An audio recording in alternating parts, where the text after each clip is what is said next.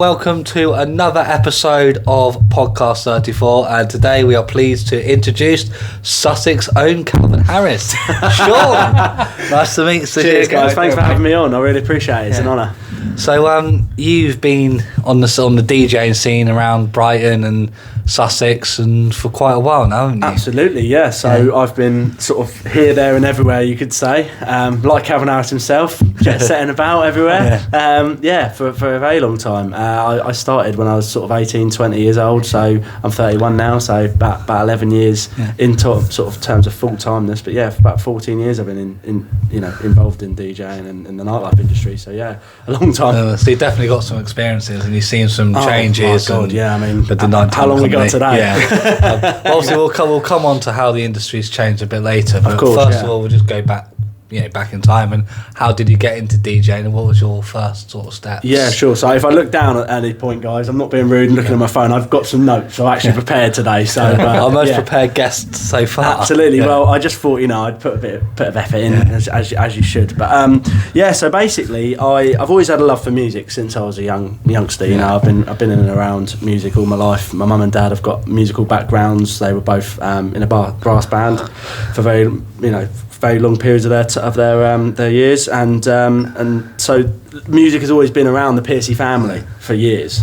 and so it's been one of those situations where it was just a natural step for me to find something within music because it's always been around since childhood. So my dad was a session drummer, and worked with the likes of like Chesney Hawkes and a few other people like that, because we're from Surrey originally. So near there was Virginia Water, which was all the big names, all your hot artists at the time from the 60s, 70s, 80s, 90s, noughties onwards had penthouses and massive mansions there, and so there was recording studios in these massive houses. So my dad was exposed to it at that when he was younger, so he got involved with that, and then met my mum through playing drums in a band and brass bands and stuff like that, and they toured all over Europe. They went to Germany and all other places that they've got years of, like I say, of experiences and travelling with that as well. So yeah, music has always been there from day dot really. So it's been a bit of a like I say, a natural step and an easy transition to DJing world. Absolutely, yeah. In terms of how it started, it was just a love for music really. I've always loved music, and I thought, what am I going to do with myself, and I sort of followed that. So you'd sort of pick up a pair of decks and start mixing, or? Well, I mean, thankfully I've got the notes here in front of me. When I was preparing, I was thinking, how did I start? And a lot of it was just house parties. When you're a kid, you go to these parties when you start to get to that certain age where people are like, oh, come round to ours, we'll have a party, we'll have a couple of drinks and that. And I was always the one on the iPod back in the day. The old iPod Classic and the Nanos and stuff like that. I was the guy that was loading them up with the tunes and sort of getting these remixes and bits and pieces off these websites, these bootleg websites and stuff that were dodgy as hell back in the day, but you'd find a LimeWire and that sort of stuff, and you'd find all of those sort of tunes from there, and you start building up little playlists, and I'd go to parties and I'd be like, oh yeah, check this out, and we'd check it, and I'd start learning about how the psychological and mental game works within music, and how people start to move, and how they start to what they dig and what they don't, and so that was the start of it really. Perfect. And then obviously, so you started with your house parties, and then did you transition to the clubs, or was there a? Well, that was when I was about 16. So we're talking way before I even started DJing properly. So that was just always in the background, something I was doing. But I was always, as a youngster, because I've got ADHD, so I've always been exceptionally motivated in certain ways. So I'd look at it and I'd have a crap job or whatever during the week, and I think I can't wait to the weekend so I can actually just like turn that job off and do something that I want to do. And it was always around music, so it was always like, our mates are like, right, we're going out doing this, that and the other, and I'm like, no, I'm in my bedroom learning about music. Do you know what I mean? I'm buying CDs off Amazon and all these other places online, and learning about the playlisting and how things are. And I mean, like at the moment I've just bought a new MacBook, so I'm just doing all of that again, and every 5 years I do that, and it's a serious process. It's taking me 3 or 4 days at the moment to just do like 5,000 tunes, and I've got another 20 to go, 20,000. Crazy, isn't it? So you just never stop, and in this world that we'll come on to later, it's so far away in terms of the trends and how things move that you're never really sort of stopping. You know what I mean? You always sort of you always got to constantly be on the pulse. This is the thing, and how I've seen that music's changed over the years, from like early 90s and then you get into 2000 with the garage scene, Yeah. and then it's moved from that into dance music, Yes. hard house, drum and bass, and it's trying to get like the mixtures of music right for the customers Absolutely. in the venues, isn't it? And the way you see it move, I'm like every decade has had a trend of some kind from like the 60s. So we had like the swinging 60s and the hippie sort of style, like the sort of shirts you're wearing, that sort of loudness out there, and the craziness, you know what I mean, of all the drugs, rock and roll, you know. And then we had like, you know, from the 60s, so the bands came out of that, and then the 70s went sort of more sort of all over the place in terms of everyone didn't know where they were in the 70s after they'd done so many drugs in the 60s. They're all sort of coming together and going, well, where can we go with it? And then you had these massive bands come out of the 70s where they just were experimenting, and then they found their sound, you know, the likes of the Who, the Jam and other places like that. We had that beat sort of 60s slash 70s beat Britpop sort of era, and then it went into sort of like disco towards the end of the 70s, and then it came into the 80s, which was like the ultimate decade for the pop, and that sort of vibe, and again all flamboyant, all big flares and big hair, and you know the leg warmers and all that sort of stuff that you saw. And then it went into the 90s, which again was driven by pop at the start, and then went crazy into the back end for like dance R&B and dance, wasn't it? And the trance and the noughties, and that's when Ibiza was king for that early part of the noughties. And then we moved into some sort of weird sort of era between sort of 2007 till about 2010, when no one really knew what the sound was, and it sort of moved again and it reinvented itself. I did find that they were like introducing a lot of remixes to dance music during that period of time. For sure. And I thought to myself, you know, is dance music dying out? Because it was, I was just thinking, all they're doing is remixing old songs. Yes. And I was thinking to myself, well, there's no one coming along to like introduce new material. Absolutely, there was no original sort of sound. But back in sort of the late noughties towards the early 10s, we had that funky house sound that came out of Brighton that was so popular. You know, the Fats and Smalls, the Seamus Hargies, you know, the Freemasons, all those sort of vibe were coming from that sort of era down here in the south, which then sort of moved up into the north of the country, and everyone sort of loved that sound for a couple of years, and then again it changed, it died on its arse and moved again into something else, and that's what music does. It comes in phases, you know. And I think phases is one of the biggest things I will say in this podcast today that we talk about. Phases come in and out of my life, of your life, of yours, of music, of trends, of anything that you relate to in life. Phases happen and they move, and they're always, you know, we come back to things like we had a bit of country a couple of years ago that came in, you know, the Beyonce and that sort of stuff, tried to push that sound again, didn't really take off. Even the way Lady Gaga to some degree went a bit country, absolutely, with the Shallow and all that sort of stuff when she was in that film with what's his name, Cooper, I can't remember now off the top of my head, but I think you know what I'm talking about.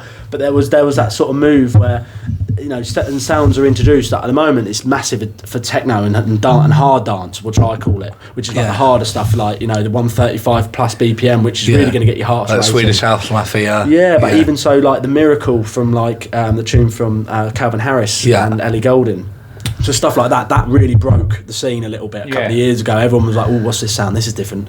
And that sort of brought us back again, reminiscent of the noughties when the trance was there. And then that early, you know, that period where DJ Sammy, Heaven and bits and pieces like Set You Free, Entrance. And those sort of sounds, and those sounds were coming from that. And you thought, well, that's where that's, you know, reminiscent of. So, it moves around all the time. Like so obviously you've got to keep up with what's going on. Absolutely. And obviously you play at different venues. You don't have a specific venue you're at, do you? No, absolutely. So you move around. So you've got to, I guess the challenging thing to you is work out very quickly who your audience is and what they like. Exactly. How do you go about doing that? So if I say I'm going to book you at venue X, you don't know anything about the venue. No. So you rock up. How do you start off, and how do you read the crowd, so to speak? Well, that is the age old question. It's like, you know, the $1 million question, really. How do you find out a crowd and what they like from where you are if you've never come from that background or you don't know the area? So, like for me, perfect example. I go all over the length and breadth of the south coast. Really, nowadays. Back in the day, I used to go further afield to try and get those experiences, which we'll come on to when we talk about the struggle of how I become what I become now and how we started the career. But you go into certain areas and you go, what would this crowd like? And a lot of it, you look at the age range. First thing you look at is like that maybe they're a bit older, maybe they're in their 40s or 50s or something. They like some 80s, some 90s. Yeah. Right, we'll play with that. We'll play a little bit of that to start with, and then you go, right, okay, there's some younger crowd in here as well. How do I incorporate them as well? So how do I keep everybody happy in an area that we're in? And no 1 to 2 sets are the same. You know, if you look at where I go, you know, you see me at the Foundry, of course. That's how we reconnected after years of knowing each other. Yeah. That venue there has got all sorts of different age groups and all different types of age, you know, musical tastes in that room.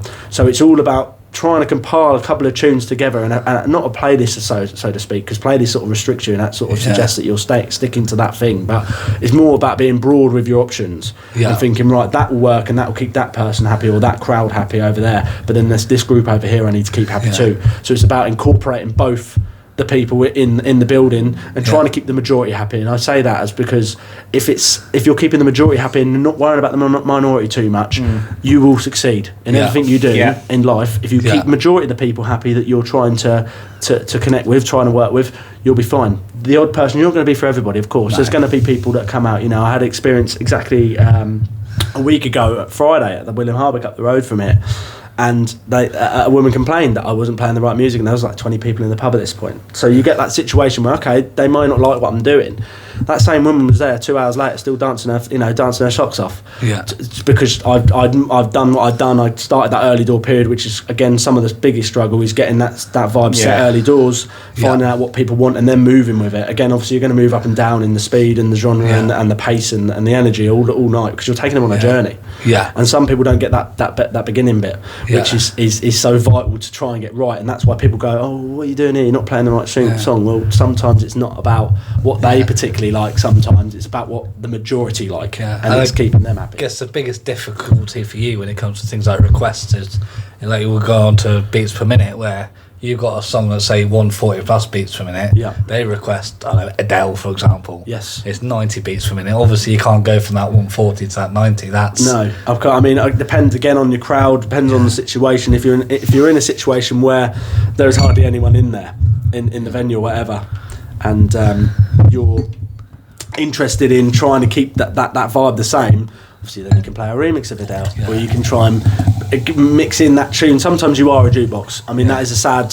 reality of the life that I live sometimes, is that as much as I want to create a vibe for everybody, sometimes you just have to suck that pride in and go, do you know what? Yeah. I'm just going to have to play that tune for you because you're the only fucker in here. And I'm going to have to really just please you because at the moment you're the only one spending that. It might be so little and so minor. Again, come to the mental side of it. Yeah. That person's bought a bottle in a venue, and you think, right, okay, they've spent a lot of money in here.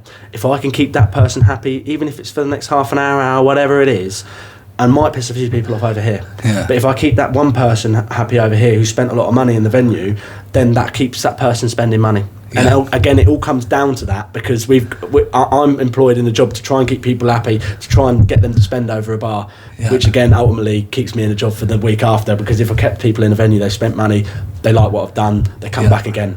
And then obviously the bar's got enough money to pay me, etc. And the cycle goes on. Well, this is where it's all interconnected with you, the DJs, the bar itself, the security. It's all trying to basically work together at the same destination and keeping people safe, happy, and the bar to make a profit. Yes, exactly. They're the three goals that we all. It's business at the end of the day, isn't it? You look at it and you go, it is business. We have to all sort of appreciate and respect that. Without the money, all of us are out of work. Yeah. So we need to remember that keeping that crowd happy, whether, like I say, I used to work in some bars where they would spend a lot of money, some individuals, on, like I say, a bottle that might be 200 quid, 200 euros, $200, whatever it is, wherever you're listening. And that might be a situation where, right, that's a heavy spending customer. We need to keep them happy, because if we keep them happy and they keep spending money, that could be the money that changes us hitting that target and not hitting the target, or paying that staff because it's a really quiet night, or whatever it may be. Yeah. So I always think about a lot of other things, not just music. I think about the aspect of the room itself as well sometimes. Well, given the economy we're in now, I think that's even more critical. Absolutely. But before we come on to that, so when did you make that transition from sort of your parties, your house parties, to the odd gig here and there, and then to full time? So, I mean, the start of the career, I mean, it was a struggle to start with. I'm not going to lie to you. I'm not going to sit here and say it was all hands in the air, thousands of people having it large. It isn't. You know, there are situations where you really have to get yourself out there, and it's like any trade. If I wanted to become a plumber, how would I learn to become a plumber? I'd go and work alongside a professional plumber. I always take that analogy because you're always learning your apprenticeship when you're starting out in any trade or whatever, any job in life. You have to learn how to start, and it's all about learning where you get those experiences from. And for me, I had to go a lot on the road with other DJs, mobile DJs to start with. A lot of the time locally around here, we do parties and stuff. I remember one guy, I'm not going to say names individually, but I had to use my car to cart his stuff around for him to then, you know, get to the gig because he didn't drive. So we used my car to then put my kit in, to then go to a job, to put the stuff up, and then I'd be a roadie. I'd literally be back like a sponge, taking in everything. Oh, what's he playing here? What's he doing there? Why is he putting in? And learning those little things that obviously wasn't going to be where I wanted to be, but obviously it all tied in to how I start and how I move forward. So it was all about going and getting that experience, and to start with, that was fucking tough. I'm not going to lie to you. That was really hard because I had to find a way of engaging with people and saying sort of, you know, I reached out to maybe 50, 100 people, and about 10 people got back to me and said, I haven't got enough work on at the moment, I can't really afford a roadie. And then you get the odd person that goes, oh yeah, I'd help you, but then you'd realise that they're a bit egotistical, so they'd be the sort of person that might be narcissistical, etc., that will want that help, give you that help, that then use it against you. You know, and I had a few of those people I had to sort of edge out and sort of filter out in my life early doors to work out what was going on. But when you're young, you're naive, you go in with these people and you think, this is going to be really good, and then you get burnt, you know. So I learnt about that as well. And like I say, it was more a case of just getting the experience, learning from other people, and then going and trying and doing it my own way on my own, which would again hit more walls because people didn't know who I was. I got no reputation. I'm young. People just think, who on earth is this guy trying to get some work in my bar? You know what I mean? You're sending out, back in the day, we were talking 2011, 2012 when I first started out, I was passing out CDs, you know, mixed CDs, which back in that, even then, we were starting to move into the digital era then. So even that was sort of a little bit different, and I try to be a bit different because I don't like to think the same as everybody else, because if I was to walk in there with a USB or something like that, they might just look at that and think that's, you know, could be anything, you could lose that on the side. But a CD was a little bit more shiny as well, do you know what I mean? In the light, it's quirky, it's physical, it's a little bit more, and I got them printed as well, so I spent a few quid on them and I made them look quite good, and I try and dig one out at some point, but I God knows where that would be. But I used to just pass them out. I used to go to Brighton one day, I'm going to do a bit of shopping during the day, but I'm actually going to go into some bars as well. I'm going to go and try and network. I'm going to go into bars and go and speak to management or just bar staff and say, look, you know, my name's Shaun, I'm trying to get out here, I'm trying to get, you know, a lucky break. I'm starting out. I'm not looking for money. I'm looking to just get some experience in a bar, in a live environment, and and getting out the bedroom, to transition from bedroom DJ to full time or just a part time DJ is the biggest step anyone can make. And I always say to people, get out of your bedroom, get out there and talk to people, because without networking, that is the biggest tool you have. If you don't know anyone, you're knackered. It's all about who you know in this game, I found, more than what you do know. And obviously it helps when you tie it all in what you do know, but at the start, if you don't know anyone, Christ on earth, you're going to really struggle to get off the floor. So I had to go round and I had to get a lot of knockbacks, a lot of rejections to finally get the opportunity. And then I started to work with a company which was an agency. They pay absolute pence, and it was really bad. And when I look back on it, I think, why on earth did I do that? But I did it because it got me in the door. And they had these venues like Revs Bournemouth. They had Revs. I had the whole Revs contract at that point. Back in the day, we had Revs Southampton, Revs Bournemouth, Revs Brighton, Revs. There was a couple of Revs a little bit further up towards Surrey Way, Clapham Junction in London. Oh yeah. Clapham's a nice night out. It's nice. Yeah, it's not bad there, you know. And back then even more so, because obviously we'll go on to that in a minute, how the industry's changed. But back then it was a thriving place, Clapham. It was up and coming. There was a lot of people there. But all over the south there was gigs from this one company, and I was like, right, this has got to be the way I've got to go at the moment. So I just put my eggs in, you know, all my eggs in that agent's pocket, in that basket, and I was like, right, you find me the gigs, I'll do whatever. And I'd go to gigs, I'd play the wrong stuff, I wasn't experienced enough, I wouldn't know what's going on. They phoned me up, Shaun, you know, it was a good try, but you didn't do this, that and the other. And you've got, right, okay, go back to the drawing board, learn again what you're going to learn music-wise that you need to do next time. And I was like, any chance I can just go on the road with someone? And I phoned up the agent, he said, yeah, that's fine, Saturday night, down in wherever it was, I think it was Southampton at Revs, there's a guy there, go down and just watch him, and just say you work for the agency, you're starting out, you want to learn. And I'd learn and I'd watch, and I might be like, oh, I don't like what he's doing here, but I like that. And I'd just take little bits of what he was doing in his set, and I'll use the microphone. All right, okay, that was back in the day when Revs allowed that a little bit, and now they don't sort of thing. But it was like, right, okay, I can use that a little bit. And again, just going on the road and sort of following different people and stuff, and just finding out what my sound was and what my style was, so to speak. But so you take bits from other people. I do the same with Insecurity. Oh, of course, bits from other people, but you've got to do it your own way as well. Absolutely, you do. So it's just finding your own style, but mixing it in with, like you say, I like what that company does, but I don't like that company. Absolutely. So I'll take that bit, I'll take that bit, and put it together, and then add my bit in the middle. Absolutely, and I think to start with, like I say, you really don't know what you're doing. No. You're really winging it, like more so than ever. Like obviously we're all winging it in life anyway, but you're winging it so much that you're like, is this going to work? Am I going to fuck up here? And you make a lot of those, but you learn from those experiences, and it puts you in better stead for the future, because I without the journey, I wouldn't be where I am now. No. So I really do appreciate those days, and I look back on it, and sometimes I think, wow, okay, some of those gigs, especially in the industry now we're talking about, I really didn't take that. I took that for granted too much. Yeah. Do you know what I mean? Because now we look back on it and we go, wow, there was some good nights out there. Yeah. And now there's hardly any, because there's hardly any venues. No, this is the problem, and with the nighttime economy, it's changed so much over the years, and with nightclubs closing down left, right and centre, it's now all coming on to late night venues, like late night bars, and that seems to be taking over from like the nightclubs. Absolutely. Now. This is just how things have digressed. Yes. Everyone blamed COVID for it, but it was happening long before that. COVID. It was happening long before. The cracks were starting to appear before COVID. COVID just went. I called COVID the accelerator. Absolutely. It was just the accelerator, because we obviously, when we first met, was Walkabout in Bournemouth. Yes. Obviously now it's changed to a Pop World. And there was some good nights out, but it was just starting to change then, I think. It was.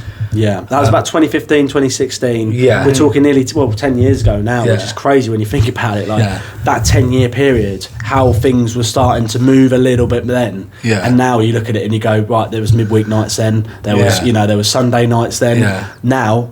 Well, if you look at like Bournemouth, for example, Monday night you had Halo, Tuesday night you had Revs, Wednesday night you had Cameo, Thursday night Sound Circus, Friday night, Saturday nights, wherever, Sunday. Where was Lost? Was that Thursdays? Yeah. The other side? Yeah, so you had Lost and Sound Circus. Yes. And you look at Lost has gone, Sound Circus is still going strong, to be fair. Obviously Halo's gone. But that whole old Christchurch Road Revs has gone. I know obviously they've moved Toast to Pop World, but Revs has gone, Halo's gone, Lost has gone. Yeah. Well, have they reopened it? But the point is, all these venues... They are trying to, I believe. Yeah. Yes, I think they are. But all of them going. All these venues is going, and it just has a knock-on effect with what you do, with what we do, with what bar staff do. Yeah, what everyone do. Your napkin sellers, your engineers, whatever. The whole supply chain is knackered now. And again, I think, COVID massively had an impact in that. Yeah. But like you say, that was coming because... The way that the economics was moving, and it changed people's thought processes into what they spend. Yeah. So we look at it now and we go, oh my God, like that round is like 30 quid. Yeah. Whereas back in the day it would have been like 10, 12, 15 quid. It is. And that's the problem now. Yeah, it's what I call a triple whammy as well. Technology has come so advanced. Yes. And some people don't understand what a DJ does, because it's like you say, it's more than just press and play. Yeah. But a lot of people don't understand that. So now you can get a speaker for 50 to 80 quid. Yeah. Or you can pay more, but you get a half semi-decent speaker. You got things like Spotify, YouTube, etc., Apple Music. So you can stream it, you get a bottle of vodka, a bottle of gin, bottle of rum, 20 quid from the supermarket, and that's your night out. Your party. You've got smartphones on camera, so you don't need the photographer in the nightclub. Yeah. You've got your own, you can play your own music, drink your own alcohol. Yeah. You're not told how much you can have. And that... You're not going to get kicked out of your own house, unless it's really bad. But this is what I find as well. It's also...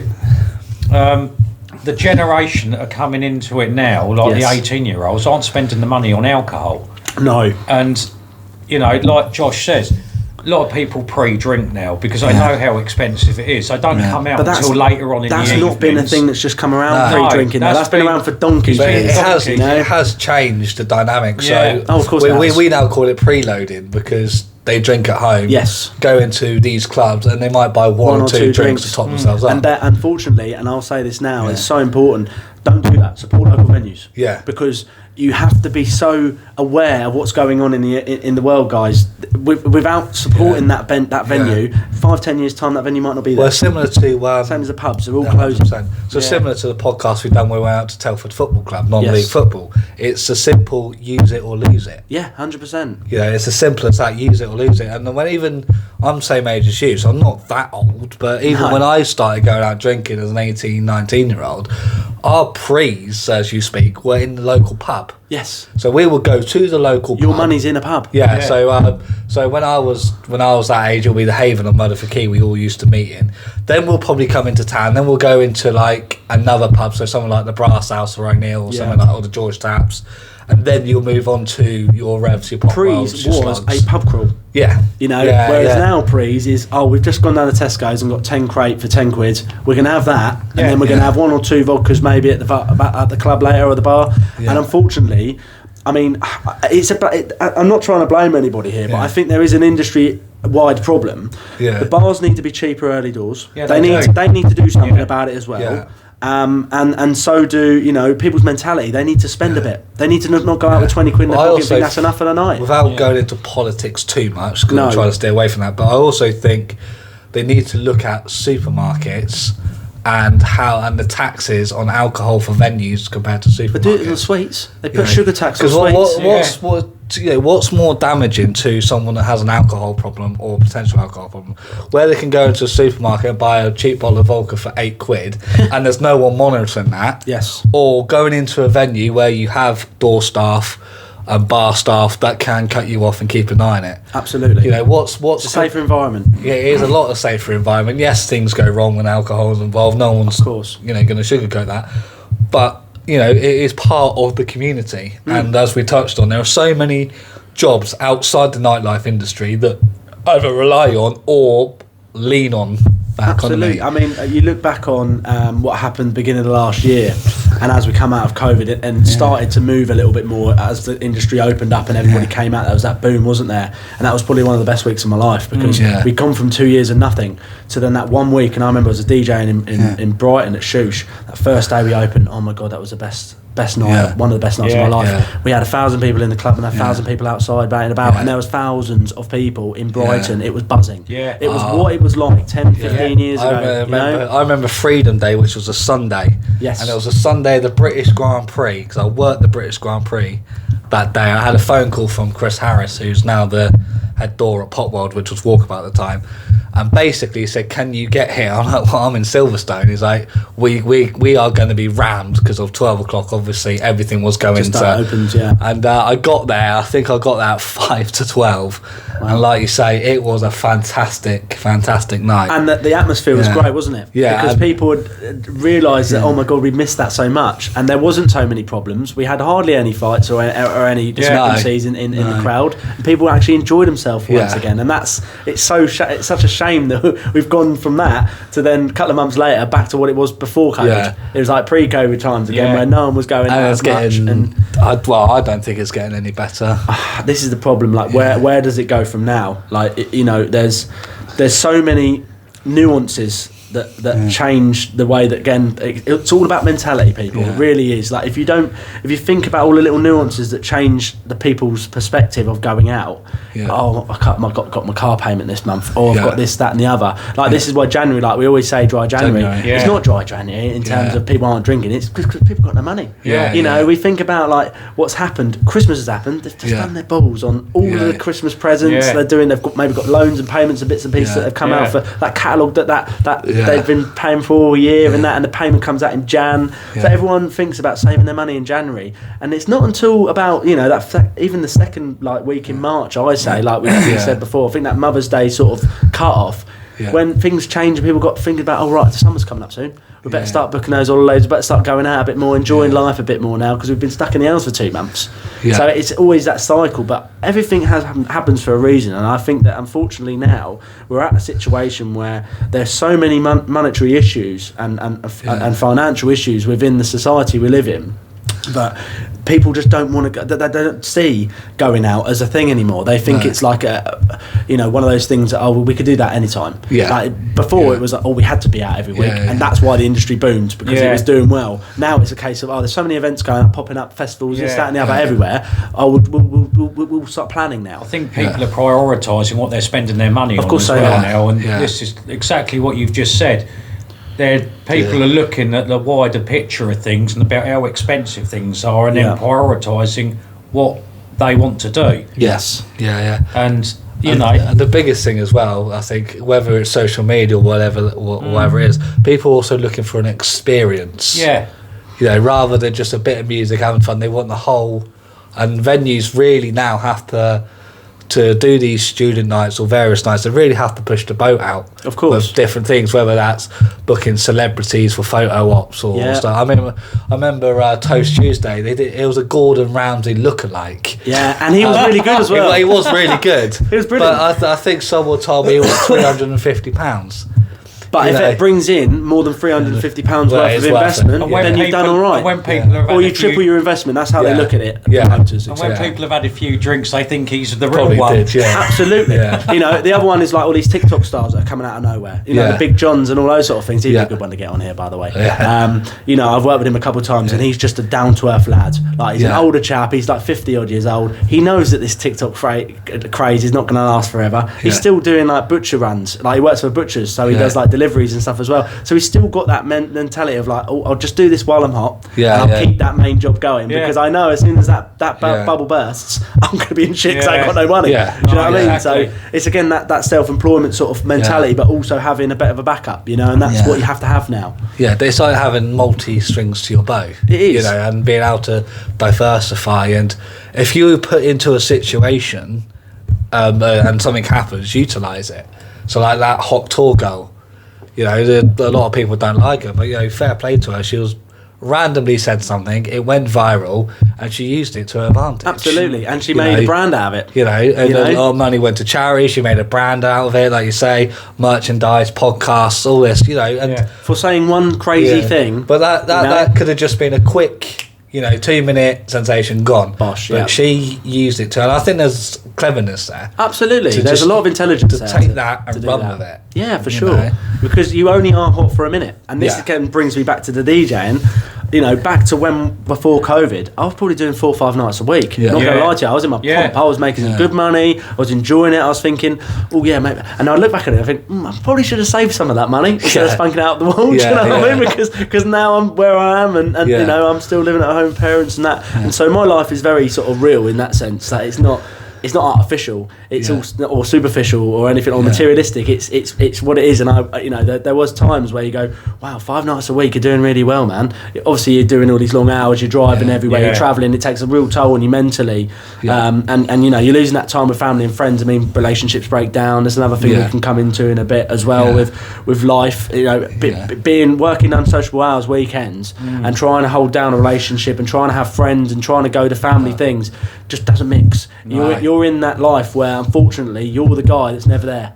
And I've got, I things are changing for me a little bit because my sister's having a baby soon. And I want to be so prevalent, so present in that child's life. So I'm going to change a little bit of how I work a little bit so that I can sort of see him. Do you know what I mean? Maybe it might not be so much on the weekends when I am working, because obviously that's my priority. But there are bits and pieces of your life when you think, okay, maybe I need to sort of change how I'm doing things, because you can get so sucked into that one thing, that you don't look at the whole picture. And you forget things. Work is always going to be there in one way, shape, or form. Yes, of course. Family and friends, unfortunately, you come and go. Yes. That's the nature of life. So it is having that. Obviously we have bills to pay and we've got to pay them bills, but you also have to have that balance there. So it's going, hang on, when is it too much? Yes, and I think it's worse when you're self-employed because you have to think about that next bill. You know, you have to think about that next gig and how you're going to get paid, and think about the future of next 2 weeks or next month or whatever. Because, like for instance, January is a hard month. You know, I'm banging around the 2-3 gigs a week sort of thing, and I'm thinking that's not enough work. So coming out of COVID, I thought I've got to do something else a little bit extra here. So I've always had a thing for gardening. I've always loved being, in the garden and doing bits and pieces. Since I was a kid, I was pushing the mower around and stuff like that. But always, when my granddad was around, I used to do little bits and pieces, and I used to potter about. And I used to always love that. So through the last year or so, I built my own gardening business. So I do a little bit of that now. It's only in its infancy, and don't get me wrong, I'm not making millions.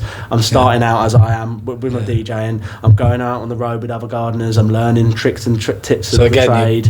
When you talk about phases, you're going back to how you started DJing. Absolutely, and doing the same thing, a different job, but a different way. But also an enjoyable passion that I want to be a job. Yeah. Do you know what I mean? Like I love cutting grass and cutting hedges and doing those sort of things and making an untidy space a tidy space in that respect. So I think it's all about having that backup, especially now, especially as the industry's moved to the point where the work isn't out there as much as it was. Yeah. I'm blessed that I get a lot of opportunities, and it's taken me a long time to get that reputation for people to want to book me and have me in the part of their venues. That's really great, and I don't, I never take that for granted ever, because I know that can be taken away from you any minute, because that is self-employment right there in a nutshell. Is that you are only hot for that minute, and once you're dried up, that's it, you're gone, and you're definitely just pushed under the carpet and forgotten about. And it's all about keeping prevalent and really being relevant all the time. That's the hardest part of the job. Definitely. Alongside, but like I say, it's also good to have that backup, because if anything does go tits up, I can then go into another business and go right. Spend my time there. That's absolutely right what you've just said. I've always had 2 jobs running. Yes. I've got 2 jobs running now, because if something happens with one, I've got a backup. One. And I've always done it. Always had 2 jobs running. Yeah. And it's knowing that, all right, both my jobs are security related now. Yes. But I know that they're safe. Yeah. Absolutely. But if something happens with one, I know that I can go to the other one. I've got a fallback. Yeah, absolutely. And I think that's another thing that we don't look at in life, is that, again, once you are out of that situation where you're not wanted anymore by the club, it's a very ageist industry. I like a lot of very good DJs that are in their 40s towards their 50s and pushing 60s, some of them. And they're not thought about as much as the younger lads, because they don't want, and and it's so. And again, I can't stress enough how stupid and how I completely don't agree with this agenda at all that's been pushed on us. But club owners and managers and management, some, not all, but some have an idea that a 50-year-old can't be relative to an 18-year-old who's coming in their club, so they want an 18, 20-year-old to be their DJ in that venue. When it's like, well, hang on a minute, if someone's relevant on music-wise, it within their music and their trends, and they understand what's going on, why does it matter what their age is? But I think, unfortunately, sometimes it's all about image. And unfortunately, again, it's like they don't want that image there, and they don't want it to be, involved with their business. So they're like, right, okay, the easy route is, like, I know a lot of main room DJs that have moved to the party room, because then they're looked at as they're playing older music. They can be an older person. Again, that's wrong. I don't agree with it, because they might be they might be shit hot in the club room, but they've been moved to the party room because they're like, do you know what? It's your age. We're thinking about the image. Oh, this guy wears the skinny jeans. He's got the really cool shirt. He's on the pulse with the Essentials hoodie or whatever. There's little things, there's little nuances that are like, right, okay, again, it goes back down to mentality and how they want to move and how the industry is. Like, they'll book these, like we were saying a minute ago, about PAs and these TikTok stars. Some of these DJs that come out of TikTok and things like that, they may not even be that good technically, but because they've got 200 million followers, they're like, right, let's get this guy in quickly, because he's going to be hot for this moment, it's going to pack the club, it's going to make some money through the door. But they're not thinking about the long term, they're thinking about the quick term, these promoters and managers. I'm not saying, again, I'm not going to say it all, because that would be me putting a gun to my head and suicide, really. But there's a lot of good managers out there. There's a lot of managers who have some warped ideas, I think, and I think unfortunately we're not thinking about the long term game here. We're thinking about this quick buck. Let's get this person in now while they're hot, and that is clever, because at the time you have to get them while they're relevant. Like some of these TikTok stars, when these promoters book them, get them in while they're hot, because in 6 months' time they're not going to have the pull. They're not going to get the people through the door. So that is great, but you have to. But if you're going to do that, it's a double-edged sword. You have to keep doing that. Yeah. You have to keep then next month, this bloke's hot booking. Yeah. Not, okay, well, we're going to forget about that for 6 months, then we'll book someone else. No, it doesn't work like that. As soon as you pulled that crowd in, they want to come and see those people, you have then hooked them and you want to get them back in every single week. They may not spend on the bar like we've talked about because they haven't got the money, but they'll pay the entrance fee to come and see them because they really want to see that person. They really want to get that selfie with them. Do you know what I mean? So that's the marketing side of the business. But the problem is doing that, like you say, the short terms. So if you have one weekend where it's a flop, yes, which can happen. Yes, absolutely. You've then probably lost not only that weekend's takings, yes, but lost the last 2 weekends. But potentially a month because they might not go, we're not going back there again because they put the wrong person. So it's all about being clever with the bookings, and that is why nowadays in the clubs, and I'm seeing a lot of my mates are now moving into it, is the social media marketing side of it. So they have marketing managers who are socially media trained, so they can pull in these clever ads and these clever edits that they make up on the socials, and they can get these bookings in because they're on the pulse. They know who's hot, they know who's one's trending at the moment, so we'll book that person, we'll get this person in, and they can do that. But that is so key now to the industry, whereas 10 years ago there'd be a marketing manager, but they'd be phoning up businesses going, do you want to bring down you and 10 other Tesco staff that came last week, we'll get your booth. Nowadays it's more about we'll get this TikTok star in. I think now and we'll get the kids in. Every club I worked in now recently, they've had a social media manager, marketing, just for that marketing, getting them views, getting them followers, getting trying to get with doing the TikTok trends, whatever the trend is. Wasn't it? Yeah. Whatever trend's going, whatever TikTok dance is happening or whatever, getting the bar staff to do that. So I get it's important to do that, but again, this is where the industry has changed massively. Like I say, 10 years ago we wouldn't be thinking about people doing a silly dance on a stage or something like that. You might have the student nights where they do like the Cotton Eye Joe. Absolutely. Like they might do I remember years ago there was a club night in Southampton at the United Club Oceana when that was there in the docks. I was going back to something. Well, absolutely are. Go bananas. Working there. Go bananas when you brought a banana and you got free entry. Yeah, that's it. I remember going there for a night out, and there was a DJ there, and I forget his name now, but they were doing all sorts of like games and stuff on the stage they do like a I'm a Celebrity, Get Me Out of Here like theme or something, and they get him up on the stage and things like that. Now, that's interaction. That's what we're missing a little bit of nowadays in the student nights, but it's because the kids are too cool. They're like, I don't want to get involved with I don't want to be on a stage. That's not cool, man. I don't want to be in the limelight. I want to be, I've taken the Instagram picture, I'm in the club with everybody, that's cool enough. And that's where the self-gratification comes from in a lot of these kids nowadays. They're like, but it's all about the self-entitlement and self-gratification, being there in the moment, but not actually. But they're not in the moment, but they want to. But they're with. Well, they want to be seen to be in the moment. Absolutely. Being in the moment and being seen to be in the moment are two different things. Absolutely, and you find that the kids nowadays, that they're only. I mean, the vestry is a good example locally in Chichester. We have a lot of student following there, and a lot of them, they are drinking, they're enjoying themselves, they're having a good time, but they're not obviously what they were. And I'm not saying that's a societal issue. It's all changed now, as we know. The drinking culture isn't a thing now. Everyone's more health conscious. They're like, I don't really want to drink anymore. No, this is what I was saying about the 18-year-olds coming into it. They're not spending the money on drink, and you said, they're more health conscious now. Which isn't a bad thing. No, it isn't. That's not a bad thing in itself. No, it's not. But then I think... I'm not saying that. It is but a good everything thing. needs to be relative. Of course it does. But you're a student at the end of the day. Live your life. Have a good time. Go and do those stupid things that you need to do as a kid, because you're going to learn later on in life. Even if it's once a fortnight. Absolutely. You know what I mean? Yeah, or once a month. Just go for a blowout. Just go and do it. Go and enjoy yourself while you can, because when you get older, kids, trust me, life gets a little bit difficult and you can't do those things anymore. Definitely. So while you're 18 to 20, absolutely live your life. Go out and do the things that you want to do. Go out and get wasted every weekend, because it's about enjoying yourself. And student life, I know my mate back in the day, he'd go to Coventry and he'll tell you a few stories about what they used to do up there, the crazy stuff he used to get up to back in the day. But they were on but then it was so cheap then, it was 50p shots and stupid things like that, which we still can't do now, because it's all about the binge drinking and trying not to be binging what's the word? They can't. A venue can't be seen to. So alcohol too cheap. To be making it binge, to make it a binge situation. Encouraging binge drinking. Encouraging binge drinking. Yes, absolutely. Thanks for saving me. That's right. But there is one venue that still managed to do it, and they're independent venue. I mentioned them earlier, Sound Circus. Yes. They still do. Well, it's £1.50 now. It used to be £1. £1.50 drinks on Thursday night. This is allegedly. Yeah. But but save myself from lockouts. But they are a good venue, but also they do have a good good security team. They have good welfare procedures in place, but they are pulling in the numbers. Yes, I mean it is an alternative bar, so they get a certain crowd demographic absolutely, anyway. Yeah. But whatever they're doing, it works. But also, you've got to think about it from the flip side of it.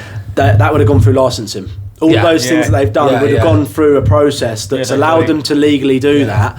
Otherwise, they wouldn't be doing what they're doing because they would have been shut down. Yeah, I worked there for a short period of time, and I must say the owners are brilliant. Yes, any sort of welfare problems, they are on it straight away. No, they are very modern, and it is one thinking, of the safest venues I've seen I've either worked in or been in. Yeah. So there are ways around and where you can do these promotions and things like that. Absolutely. But you have to be responsible. Absolutely. And so for example, they sell a drink that I very sometimes drink. It's OJ Tiki Fire. Okay. It's 70% rum. Wow. Right. Okay. There's a few venues that sell it, and most venues you could buy 2, 3, 4, 5. Yeah. And then when you're pissed, they'll kick you out. As with this venue, there's very strict rules around it. Right. So you can only buy one. Right. And it has to be your first drink.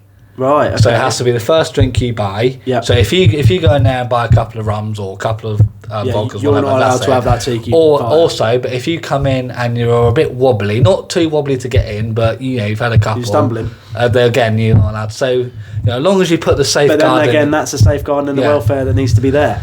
So there are safeguarding things you can put in place and still do these promotional offers and keep everyone safe, get money through your till, and allow people to be able to afford. I mean, there's too many loopholes now that venues have to go through, door staff have to go through. Your job is, again, we'll talk about that. That is different compared to what was even 5 years ago, let alone 10, 20 years ago, wasn't it? It has. It's all the industry's changed. The door world is completely different to how it was when I first started. I blame the wokeness, mate. The world. I'm a lot older than both of you, so yeah, sure. But how it's changed in that time, even in the 5 year period, 2020 to 25 when we come out of COVID, it has. Can't touch you, can't say this, can't do that. Oh my God, we're going to get cancelled. You know what I mean? It's constantly that, isn't it? That worry. Everything's focused on customer service now. Yeah. So when you're on the door, you're the first thing that people see. Yes. So if you've got some grumpy wanker at the door who doesn't greet anyone, then it puts people's backs up. That's the first point of call, isn't it? The first impression. You're the first impression, the first point of call. Yep. So having a laugh with people on the door and making them feel welcome will keep them in the venue and hopefully spend money. Yeah, it does start at the door. You're very right, because I work in a couple of venues. I'm very, very blessed to have good door teams, and I've worked in a couple of experiences to come back to. I've worked in venues where they have had pretty much non-existent door teams, where they're not even seen because they're on their phone, sitting somewhere else, hiding in the toilet when a fight happens. I've seen it all. You know what I mean? When you think, hang on a minute, your job is to protect the people. If you can't protect the people in the toilet when you're hiding, mate, do you know what I mean? It's like, what are you doing? So I think it's so important that a company or venue or wherever you are gets that security right first. That is the first point of call. And I'm saying it. And yes, okay, the entertainment is very important. It is. But if the security is naff, but the entertainment's good, but that DJ maybe going too hard, doesn't know how to rein it in, doesn't know how to control the crowd too much, because it's not just music you're playing, you are controlling crowds. Yeah, you are. So if you're not controlling the crowd properly and you're going to balls for hell for leather, the security don't know how to deal with it because they're an inexperienced team or whatever, or just don't give a shit, which you see in some venues. Then it's chaos. You are going to set yourself up for failure. So you need to get that balance between door staff right, entertainment right, etc. It's all. And again, I think a good venue interlink. Yes. Because even though the security are from a different company, DJs are sometimes from a different company. If the venue's just agency, then you got the venue staff. But as a customer, you don't see any of that. No. So if we take the Foundry for example, they see us as the security for the Foundry. They see you as the DJ for the Foundry. Yes. And they see the bar staff as the bar staff for the Foundry. Not that we're VIPSEC. You work for Matt, and it's or my own company, or your own company, or whatever. It's all the DJ at the Foundry's crap, or the security at the Foundry's crap, or it's the package, isn't or it can flip the other way, where the security are brilliant at the Foundry, the DJ is brilliant at the Foundry. Yes, and if you can all work together, I think that makes a much better night for everybody, and more importantly, a safer night for everybody. And it's long term again, like going back to that thing about money that I was talking about earlier. If we all have a good experience, then we're going to be in the job for longer. Do you know what I mean? Like, I mean, people will see me in Chichester at the vestry, at the chantry, at the foundry. So they'll go in, they go, "Oh, Shaun's in here tonight," but I'm moving about because I'm self-employed and I'm freelance, so I can do that. Door staff a little bit different. You can and you can't. Depends if you're working for a company like Regency, let's say for instance, or you're working for another firm that have different doors. But there are, I know, back in the day, for example, you could, if you were working on that door, that club, if you worked over here, oh god, that would be a problem. Do you know what I mean? Or bar or whatever it was, you could not work for that other company. You have to work where we put you. None of this little side job for a bit of cash on the side over here. And that was very much similar to me in the DJ scene as well. I think that's, well, from the security point of view, I think that's getting slightly better now. Yes. Because companies realised that, especially in door work, there isn't enough door work to go full time. No, of course there isn't. Unless you're doing it during the day as well, unless they offer that, etc. So, you most people work during the day and during the week. So I freelance quite a lot. And I've been blessed where I've worked with some really good companies over the years. KSS, Specialised, AEC Protection, list goes on. And some really good operators as well. And it comes back to what you were saying, where you learn your craft, you learn your trade, you take bits and pieces. And that's when you know when there's a good GM in a venue and a good team. Because I've been in venues where I've gone, oh God, this is a little bit rough. Do you know what I mean? They don't really know what they're doing here. Again, I'm not going to mention names because I'm not going to be libelous. I'm not going to get sued on this. But I'm saying, there are managers you come across that are very good, and you spot a good manager. You're like, they know what they're doing. They're fantastic. Whatever the formula is here, they're good. But then there are other ones, and you go, God, I don't know if I'm going to work there again because I can't get on with that manager or whatever. It might be a personal reason, or it might just be that you don't like the way that they do things, or And I've worked in many many places and many situations where the opportunities I've had to drop because it's like it might be a nice venue, but whoever's running it doesn't know what they're doing, or it could be an amalgamation of things. But I mean, again, management is key. It's key. I'm quite lucky where I have seen bad GMs, but again, I've seen some really good GMs. Yeah, fantastic ones. So both Slugs had good GMs. George Tapp's really good. Both of the Dan and the current GM, brilliant guys, great operators. The guy at O'Neill's, who's not there anymore, he was, so I've had the luxury of working with really good GMs, and they have helped me propel my career. But like you say, I've also seen bad GMs. Just had another one message me there talking about that. Bad, I'm not going to again mention names, that side of things. No, but, of course. Where they have crammed more people in, or just a process they've done, and you're like, I don't like the way you've done that, or let that intox person in because they're going to spend money or whatever, or because your numbers are low, we need to just get any dickhead in here just to fill it up. And we have there has been moments where we're told just let a few turn a bit of a blind eye, of course, and you think that goes on in this game all the time. You see that and you go, maybe that shouldn't have happened, but we learn from those experiences so we can prevent going forward. Do you know what I mean? Like, I've been a part of teams in the DJ scene where I've done a gig for a company and I've gone, don't really like the way that process works there. I'm going to tell the agency I'm not going to go and work for that venue again because of X, Y, Z. Maybe that we've set up a rig of a DJ set, a mix mash of a DJ set somewhere. They haven't actually got a professional booth or anything like that, and we've set stuff up and they haven't taken down the cabling, and I'm thinking, just hang on a minute here. If someone falls over that, you're going to be in big trouble here. So little things like that, like it could be just be the case of that, and maybe I'm being anal, but I don't want someone to fall over and hurt themselves because they're having a good time, and then you're going to be in chaos, and then that's going to go, what it's like, that goes in the paper, someone's doing a video on Twitter or Facebook, and it's your face, and it's that company that's then involved with it, Slug and Lettuce or whatever it is, or this company over here have done this, X, Y, Z, whatever the company is, for example, they're then in the headlines. I don't know if you remember years and years and years ago when Deltic, it was actually Luminar back then, they had Prism. They had Oceana, obviously in Southampton, but they had Oceana Kingston. And Oceana Kingston had a stabbing that year, and I'm from around those parts, so Egham is where I was born and raised. I can remember they had a stabbing. That became national news because that was in a big nightclub where that shouldn't happen. They've got detectives on the front door to check if anyone's got any knives. They went through, because it was near London, and because it was around the sort of time where we had a lot of stabbings going on. The knife crime was crazy. A lot of terrorist activity was happening at the time. Is that the Westminster Bridge era? No, a bit like before then. Before then, back that I was working that, and I'll come on to that in a minute actually, because there's a good story about that. Yeah. But yeah, there's a situation where everyone was heightened in terms of security, national security. Everyone was worried, so they put detectors in the clubs. They put metal detectors in, so you walk through them, then you get patted down by the security, then you go in and do your thing.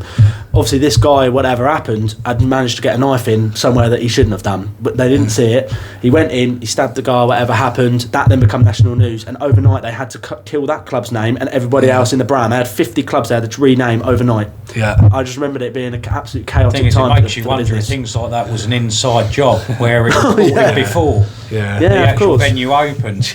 You know, there's stuff like that. You could put the best procedures in place. We could speculate to accumulate wherever we like. The issue with that is people don't realise the domino effect. Oh, it was massive. So a more modern version, so I'm not aware of that one, but the more modern version is obviously what's happened in Heaven.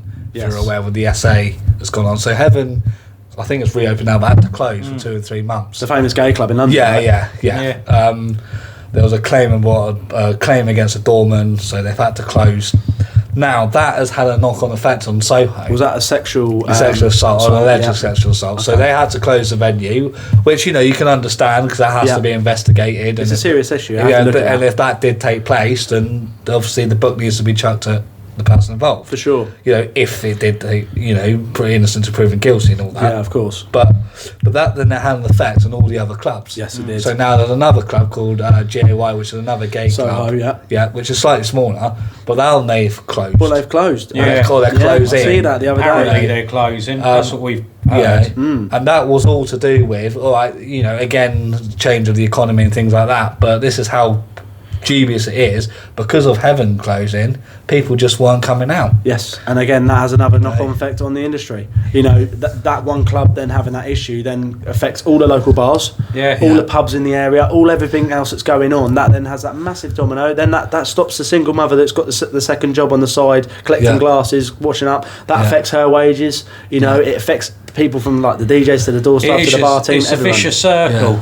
It is. You can list how many jobs there are for the nighttime economy. Oh, it's crazy. And it's not just people working at night. When we say the nighttime, no, but cleaners are coming afterwards. Cleaners, everything. There's so many people. Attendants, everything. Or the people that fix and install. Even pipes. the police, for example, the public services, they have to come and sweep venues afterwards with drug squads and everything like that afterwards. That's more money coming out of the public pocket that we're going to lose because the nightclub's closed. Do you know what I mean? So there are situations where it does really have an effect on everything, and that's why I keep saying to people, we need to preserve the industry we've got now, and if you can go out and just spend a couple of quid on a couple of pints at a pub, go and do it, because that pub may not be there in a couple of years' time. Use it or lose it. Absolutely.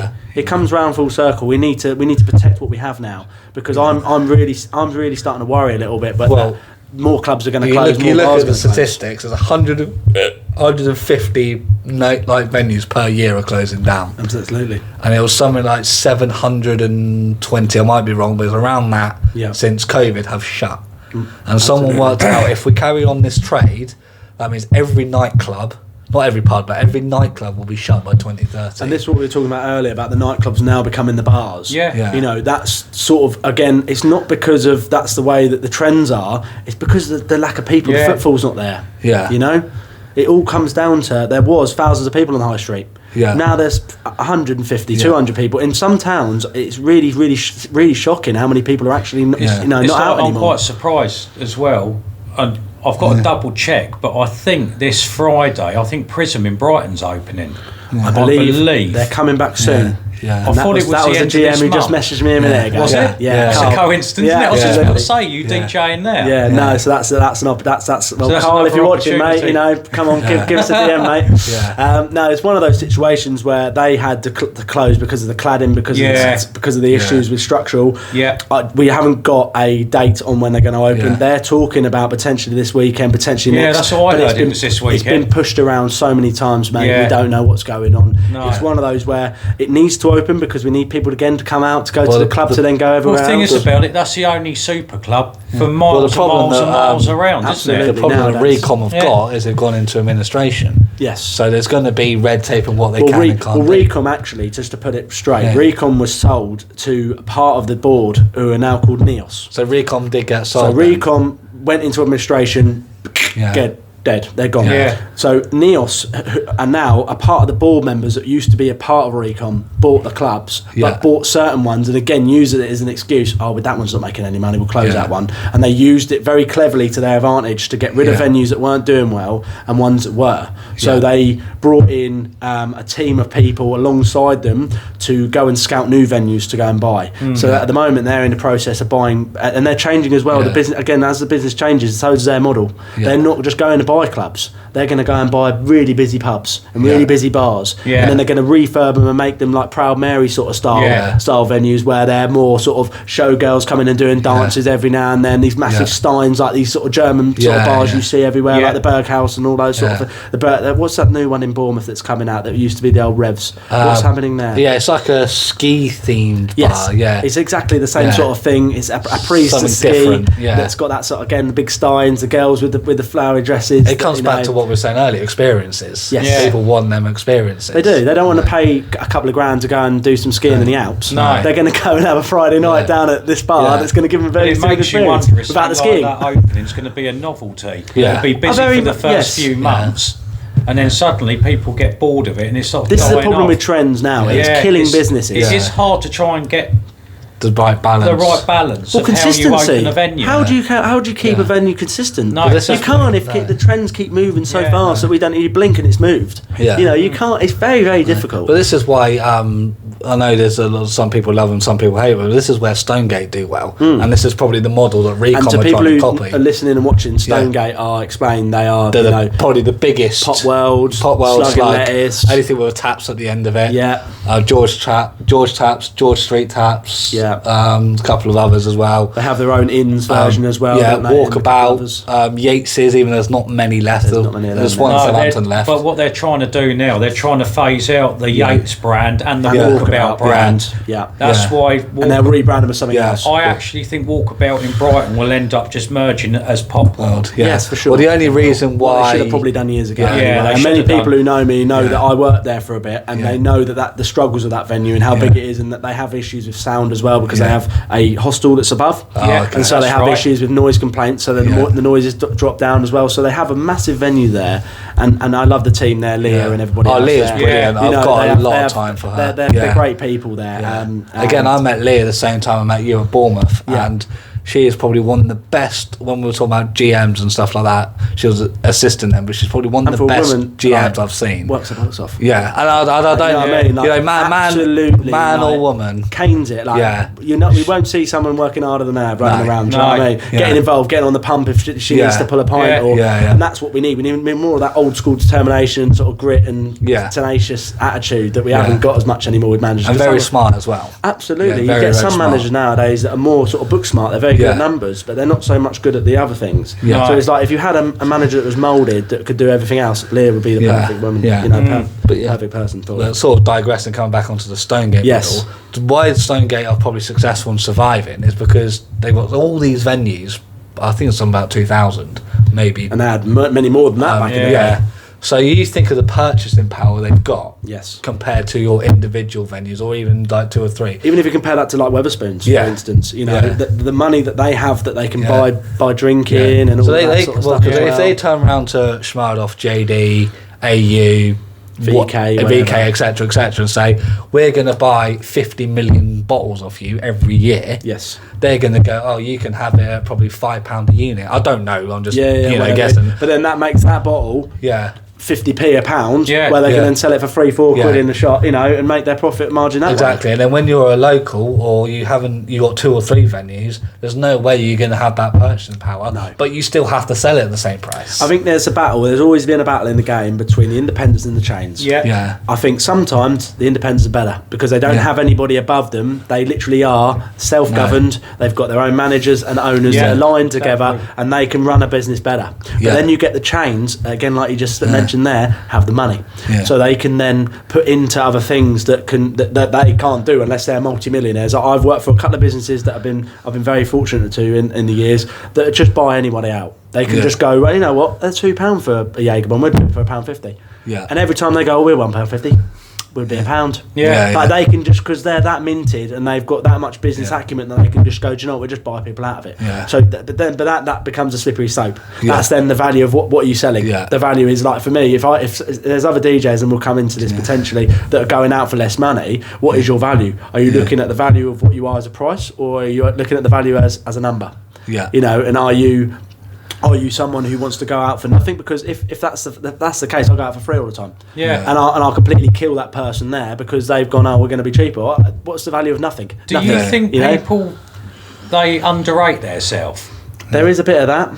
There is definitely a bit of that. Would you say you've done that at the start? 100%. I still underrate. Listen, I'm not going to sit in this podcast, in this room, and say that I am the be-all and end-all and I am the best thing that's since sliced bread. I'm not. I know where my limitations are. I know who I am. I'm always growing. I'm always learning. And I think other DJs, if they all had the same mentality, because a lot of them don't, would be the same. This industry would be 10 million times better, because we've got so many that have got so many egos that then think that they are like you said when you brought that in. That introduction was hilarious. You know, that do think they're Calvin Harris. And it's like, well, no, you're not, mate. You're just playing in a local pub. Let's calm down. Do you know what I mean? Let's remember who we are. Do you know what I mean? Like, let's just sit down and remember who the hell we are. You know? And it's like, but you're right. It's so true, but like, that's not in DJing. That's just in life. Like, you get those egos and you think, why are you so narcissical? Why do you think that's the case? You get the same with security. You know, people think they're Rasper looking after the king, when actually they're a doorman at a pub or on a search lane at a festival. You know, let's just remember who we are, people, and remember that ultimately, yes, it helps to have a bit of self-confidence. Absolutely. You have to know what you're good at. You have to know that, and you can portray that as well, because again, when you're on a stage in that environment, they need to know that you've got some confidence in yourself. Because if they go and look to me and I look like I'm a bag of nerves, they're going to go, this is shit, we're not going here, we're leaving. But if I've got a bit of confidence about myself and I carry myself in a confident way, then I can portray myself as someone who's got experience. And that's a lot of it. You know, I know a lot of DJs who may not have the most experience, but they can carry themselves. And if they carry themselves well, they can then sort of, bit of bullshit, bit of gift of the gab, can sort of get themselves into the positions they need to be in. Do you know what I mean? Learn the rest as they go. Learn as they go. You know, fake it till you make it, it's the old saying. You know, and I think that's so true. You know, it's one of those things that if you can somehow tell people that you know what you're doing when actually you don't, then fair play to you, because you know how to change, not just manipulate, but you know how to get around things. It's changing the narrative of people's opinion and perceptions of you. Yes, absolutely, and that's important in life. But I'm not going to sit here and say I know everything, because I don't. You know, I'm always constantly learning. No, exactly. You know? This is the thing with me. You know, I'm not the best doorman in the world. No, but I've got a good name for myself in this trade, for sure, and I know how to run a venue, and I can go in any venue and run it. And would you say you've learnt more because you've worked with so many different people over the years, and all those experiences have helped you mould who you are now? Yes, you know, I've worked with some good area managers, I've worked with some good head doormen, I've worked with some good normal doormen. Sure. And it's how you say is putting everything together to adapt it how you want to adapt the venue, and how you want to portray it. And it is trying to find like a happy medium about how you want the venue to run. And how hard is that, finding that happy medium? It's an ever-evolving thing. Of course. So one of my foster granddad, this saying has lived for me, and it will hopefully live with me until I'm no more. And it's the day you stop learning, it's the day you die. Absolutely. And like Johnny said, I've worked with so many people. When I came into this industry, in a way I was very lucky. Most people know my story, but I was very lucky to go on the COVID test site as security, and I was the only, me and one other was the only civvy there. Everyone else was ex-police, firearms, counter-terrorism, Marines, SF, all this, because there was no work outside. So I learned off the best. You know, I'm not the best, but I think I took a lot away from them. Of course. You have to be a sponge in that situation. You know, and that was brilliant for me. Then I came out into Regency. I worked with Jo Ellis, who's now moved back up to Wales. Again, she was fantastic. Yeah, she was. Learned loads of her, learned loads of Johnny. Chris Harris, who was a walkabout we mentioned earlier, learned loads of him. You know, and again, that never stops. No, it doesn't. You know, that never stops. Like last year, I was lucky enough to work on a couple of Royal events. So there was a couple of times when I was in the presence of RASPA, which is Royal and Specialist Protection. Yes. Again, learning off them. Yeah. You know, how do they do it? How, you know, and again, it's all about, and it's not just things like how to remove someone, it's how you carry them, how you carry yourselves, how you communicate, you know, stuff like that. And you don't stop learning. No, of course you don't. And I think it comes around full circle to what I was saying earlier about, you know, you learn off someone and then you go, I'll take a little bit from that. I'm going to go and learn from someone else with a different mindset, with a different way of thinking, learn a bit from that. Then I'm going to go over here and learn a bit from that. And eventually you get all these experiences and you go, right, I've got all of that and I've got myself. And I think if you can blend that together, you've got that perfect pairing. Do you know what I mean? Perfect recipe, like a smoothie. Absolutely. But again, you are still adding. Like at the moment, like I say, I've got this new laptop, I'm sorting it out, and I'm going to reinvent myself a little bit here again, because it's again a fresh start to do that, because you then start thinking, oh, I can play that a bit and do this and do something else, and I'm always, that's what makes me, I think, and has done, kept me at the top of my game, is that I'm always constantly evolving and moving and learning and not stopping where we are, because as soon as you sit down and you take your foot off the gas, you're fucked. Yeah, you are. You really are. It comes to that word you said earlier, phases. Yeah, for sure. You know, if you don't carry on to want to be the best and continue to be better than you were yesterday, then you really are on a slippery slope. Do you know what I mean? Because we always have to continue to move. Yeah, we can have those times of relaxation, etc. But you have to ultimately, and especially in our game where it's so fast paced, moving all the time, you have to keep moving. And if you don't evolve, you get forgotten about. You get put on the shelf and that's it. You're done. You know. No, again, like you say, all phases and keeping on the ball, keeping learning, and keep. Just remember the story. Remember we were talking about, and I said I'll tell you that story. Yeah. So remember we were talking about that terrorist Westminster situation. So I DJ'd there about a week or so after. For a boxing event, for the walkabout that was literally up the road from there, up the path from the Westminster. Is this on Embankment, I'm guessing? That's right, Embankment. Yeah. So I was DJing there for it was a massive fight. It was Anthony Joshua versus Klitschko, the first time round. Oh Christ! When Anthony Joshua knocked him out, and then he got knocked out, and then that fight. Yeah. So there was thousands of people in this venue. It was absolutely wall to wall. I can't remember what year that was now, but we do the research. You can find out about the fight. You'll know what year it is. I think it was 2013, 2014. Sounds 15 maybe, somewhere around then. That sort of era. And it was, the mood, as soon as I go up, obviously anti-terrorist police everywhere. Like they were literally armed to the nines. As soon as I got to Kingston Bypass, they were checking cars, they were doing everything. It was mental. So it took me about 4 hours to get from here, Bognor, into central London. That was Theresa May was Prime Minister. That's right. Because I can't remember the act but that was 2015 then. Yeah, she invokes an act which basically meant it wasn't just police, they brought the military on the streets. Military police in. And that was when it was absolutely chaotic everywhere, and I just felt the mood as soon as I was like, oh, this is not good. It's a bit naughty. It feels tense, doesn't it? 100%. You're on edge, that you think something's going to happen. And I'll tell you a bit about what happened through the night as well. So obviously it was tense anyway in the area with what had just happened, and then we had a boxing match into that situation. What a recipe for disaster. Was it a full moon as well? Oh, it might as well have been. You know, they were all coming out of the drain pipes, you know, and we had, thousands of people like moving about the town. I say the town, like the city, like moving around that area, because Westminster's a busy place anyway. The Embankment, they all come down literally, and it's a stone's throw from Westminster and Big Ben and all that, where all that happened. And so we got thousands of people moving about in the venue. Literally, I would say there's probably, I don't know what the capacity was, and I don't want to be saying things on here that's wrong that's going to get me done, but there was too many people in there. Absolutely. Again, we talk about managers that try to squeeze people in. Fucking, they didn't try to squeeze them in. That was packed, to the point where it was unsafe to move. Do you know what I mean? Like everyone was like that. I was in a DJ booth that was like probably about this yay big, right? And even I felt like that.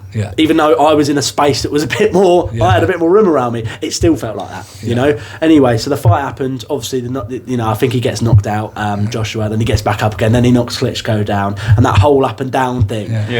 Obviously, drinks going flying everywhere. People going mad, absolutely. Everyone thinks they're Mike Tyson in that moment. Everyone's thinking crazy. It starts with the shallow boxing. You get the shallow boxing in the toilet and looking at each other in the mirror, going, and then you get all the bollock boys wanting to start. Bollock boys, I love that. You get them all. They're all having a go, and then it gets to the point where everyone's got to get out at the end of the fight. So the fight happens. I'm DJing after the fight, and I'm thinking, how the fuck fuck am I going to continue an atmosphere on from something that's so rowdy to bring it down mellow, but to keep people in, because that's the point after those things. Those that, you know, managers want you to keep people in after that point. We all know if they've just come out for the sport, they ain't got no fucking intention of staying in that venue. They're going as soon as that final bell rings and they get the person with the hand up and the belt's there or whatever's happened, they're gone. They're see you later. That's a mass exodus.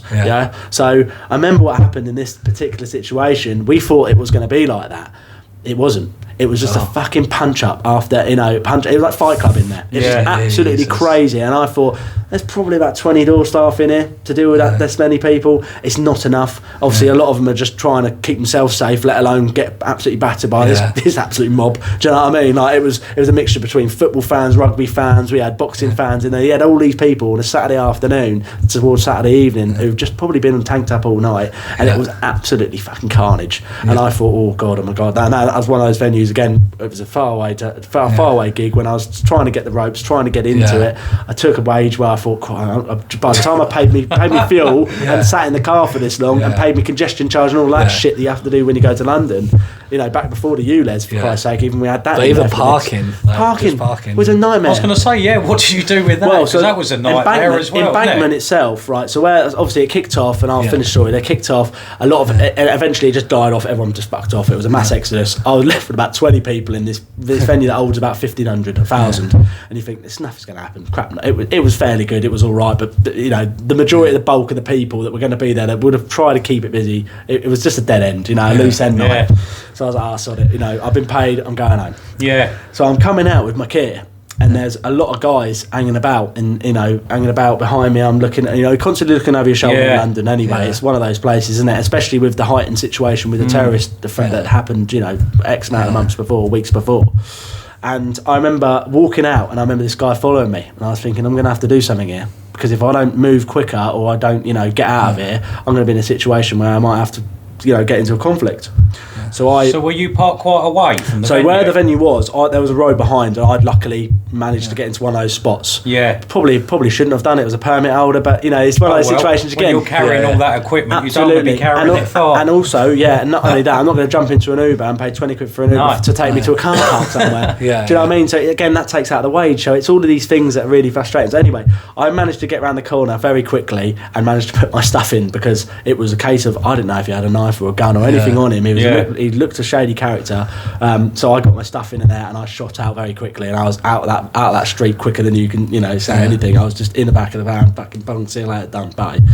And I remember a couple of weeks afterwards, there was a call for someone who had left who had left Embankment Walkabout. It was in the news. There was someone that they were looking for who had left the venue after that night, that they were looking, that went on a rampage and went and stabbed someone who was involved in gang crime and all sorts of things. And I'm not saying that was that person. But you go fucking. You put two and two together. It could have been anyone, obviously, but it could have been that person who was looking for an easy, get him and then I'll nick his gear. Like it Could well been, you know what I mean? But they were looking for people, and I'm not saying it's the same description or anything like that, but you just sort of think it was dark. You couldn't. It was crazy, you know. But yeah, sorry, what were we talking about before that? Do you remember? Well, before, we obviously a big shout out to the victims, and obviously PC Keith Palmer that passed away. Yes, of course, absolutely, never forgotten. So we'll go on to how the industry's changed. Yeah, sure. And how do you think it's going to get better, or how can it get better? That's a very tough question. It is all. You know, if you look at the numbers, you look at the economy, you look at everything we spoke about, it's all doom and gloom. But I'm a positive person. I try and be positive. So. I live a life I'm very pessimistic not pessimistic, but real. I'm a realist. I look at things at what they are, and I see things for how they are. I don't sugarcoat anything. You know, if I didn't like you, I'd say, look, man, I don't like you. I'm one of those people. Do you know I wish more people were like that. Although I do hold it in if I have to for a situation that's like, it'll just be amicable, because I don't want the conflict as well. Do you know what I mean? Civil, yes, and going out your way to be nice to someone when you don't like them. When you're portraying something, an image that's not you. And I'm very much black and white. Like, it's got me in trouble. It's got me in a big trouble. I'm the same as you. You know, it's got me in a lot of trouble in work because I've said something to a manager maybe I shouldn't have done. I look back on it and I go, you fucking idiot, Shaun, what have you done there? But I've said it how it was. I lived in the moment. You know, I don't regret that. I regret why I thought that I should say that, but not what I've done. Do you know what I mean? So my mentality's changed in terms of maybe just keep that to yourself that time. But, and you learn from the situations. Anyway, so how the industry is going to move, it's hard. Because at the moment, like I say, I'm a realist. I see it how it is. I see what we're looking at and I worry because I think you just can't see any good to come from this at the moment.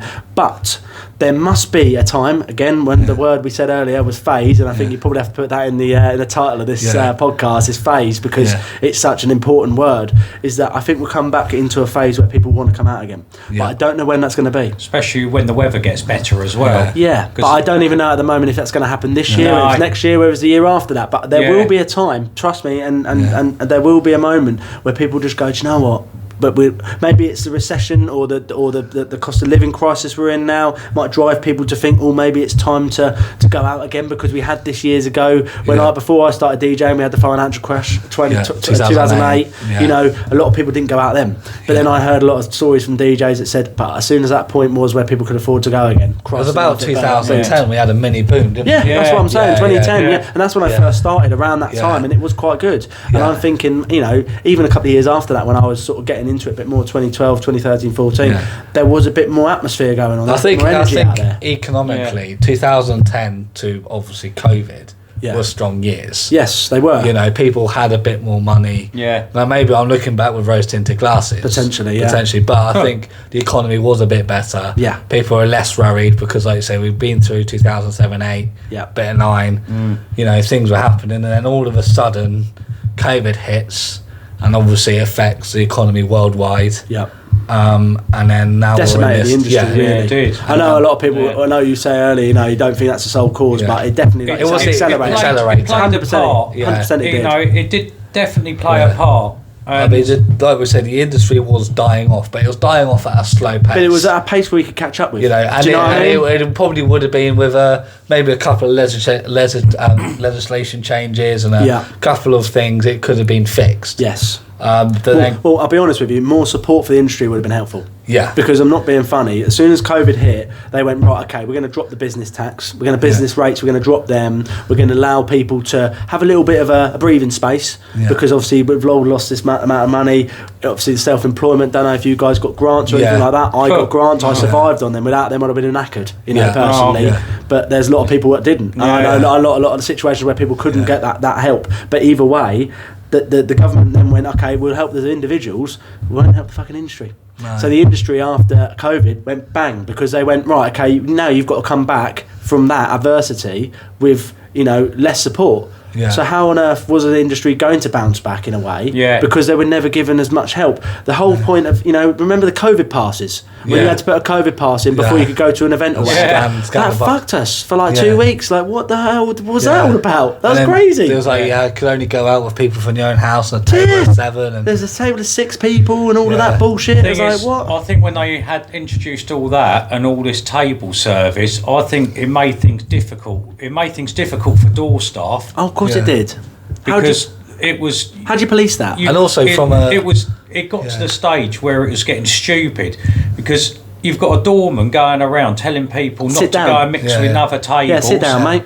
And you're constantly running around. And as a DJ... How do you perform to that? Because obviously, like you say, you perform to the crowd. You want people to be like You're reading body language all the time. So how the fuck do you read someone sitting down? And as soon as someone is getting up and having a good time, they're told to sit down. Sit down. Yeah. Sorry, mate, sit down, mate. You can't dance. It's just against what we're doing. So it was a bit of an anti sort of DJ set. I actually remember doing Toast Tuesday.